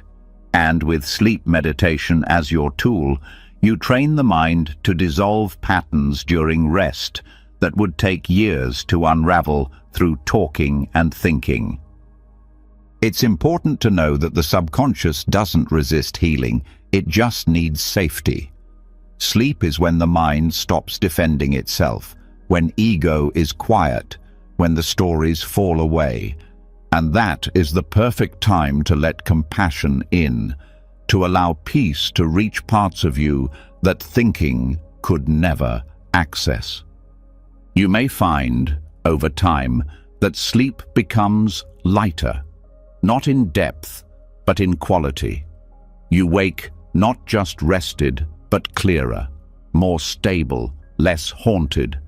Because while you slept, something inside was processing, not through thought, but through attention without force. This is the work of sleep meditation, not to eliminate dreaming, but to guide it gently toward purification. One powerful practice is to recite a mantra softly in the mind as you fall asleep. Something simple, something kind. Not to chant your way into sleep, but to anchor the awareness. This mantra becomes the thread that stays with you as consciousness fades. It doesn't always carry into the dream directly, but it sets the tone. It tells the subconscious, you're not alone. You're being watched by love. Another practice is to release judgment around what the dreams contain. You may dream of things that feel dark, confusing, or even disturbing. That's okay. You're not doing it wrong. You're simply touching what's been waiting for attention. And now, it doesn't need to stay hidden. Let the images come. Let the emotions rise. Let them pass. Don't fix them. Don't decode them. Just let them move through the deeper layers of mind like clouds through sky. Eventually, a shift happens. You no longer dread sleep. You don't collapse into it out of exhaustion. You enter it with reverence, with awareness, with the same care you give to your breath, your body, your waking life. Because now you know, sleep isn't a break from practice, it's part of the path. And with that shift, the boundary between waking and dreaming begins to soften. You wake up with insights you didn't try to create. You move through the day with less mental weight. You find that certain repetitive thoughts have simply dissolved, not because you conquered them, but because you released them during sleep. This is how subconscious negativity begins to clear, not by willpower, but by making peace with the unconscious. Buddhist sleep meditation offers that bridge, not to dominate the dream world, but to love it, to let it teach, to let it heal. And the best part is, this practice doesn't require perfection. It doesn't matter if your dreams are vivid or vague, if you remember them or forget them. What matters is your intention, your attitude, your willingness to fall asleep not as a way to escape life, but as a continuation of presence. Each night becomes sacred. Each moment before sleep becomes an invitation, not to think more, but to feel more deeply, to rest more fully, to let the mind be rebalanced, not through effort, but through surrender. So tonight, when you lie down, pause. Let the breath slow. Let the mind rest in kindness and whisper silently to yourself. Let whatever comes be held in peace. Let whatever needs to leave be released. Let this night be soft. And sleep will answer. After walking through these teachings, after breathing with pain instead of pushing it away, after letting thoughts come without building them into prisons, after discovering that the self behind the noise is not fixed but fluid, you've done something extraordinary. Not because you tried to win over your thoughts, but because you stopped believing they were your enemy. You've seen that silence is not emptiness, but peace. That non-reaction isn't weakness, but wisdom. That detachment is not abandonment, but care in its purest form. You've been guided through the noise behind the noise. You've seen where thoughts begin, before they even have shape. You've stepped into the echoes of old emotions, seen their patterns, and stopped feeding them. You've looked at the inner critic and realized it was a ghost, passed down, not born within you. You've watched thoughts morph like shapeshifters, and learned not to chase them. You've unraveled the loops created by habit, by karma, by conditioning, and instead of resisting, you've responded with stillness. You've stood calmly in the storm. Let silence be your mirror. Broken the secret pact with identity-based thinking. You've walked alongside doubt without needing to run. You've spotted thoughts that were never truly yours and released hidden wants pretending to be needs. You've practiced samatha. You've released the need to fix and returned to presence. You've seen how thoughts return when karma stays, and how to clear them through awareness and compassion. You've hosted your mind like a guest house instead of a courtroom. You've breathed through pain using Tonglen, turned dreams into teachers, and found rest in places the world told you to avoid. This wasn't about fixing yourself. It was about remembering what you were before the noise. A quiet strength, a clear awareness, a presence untouched by thought. And if any part of you feels lighter right now, even slightly, then know this: you've already started. The work doesn't end when the video stops. These insights, these tools, these practices, they are seeds. And each night, as your head touches the pillow, they will grow, quietly, naturally, in silence. If this journey touched something in you, if even one lesson opened a door in your heart, leave a comment below and write, "Silence is my strength." Let's see who made it to the end. Let's see who's awake, even while asleep. And if you haven't already, subscribe to the channel and turn on the bell. Not for noise, but for more reminders of peace. Thank you for walking this path tonight. Sleep well, sleep aware. And when you wake, may your thoughts be quieter, your heart softer, and your mind free.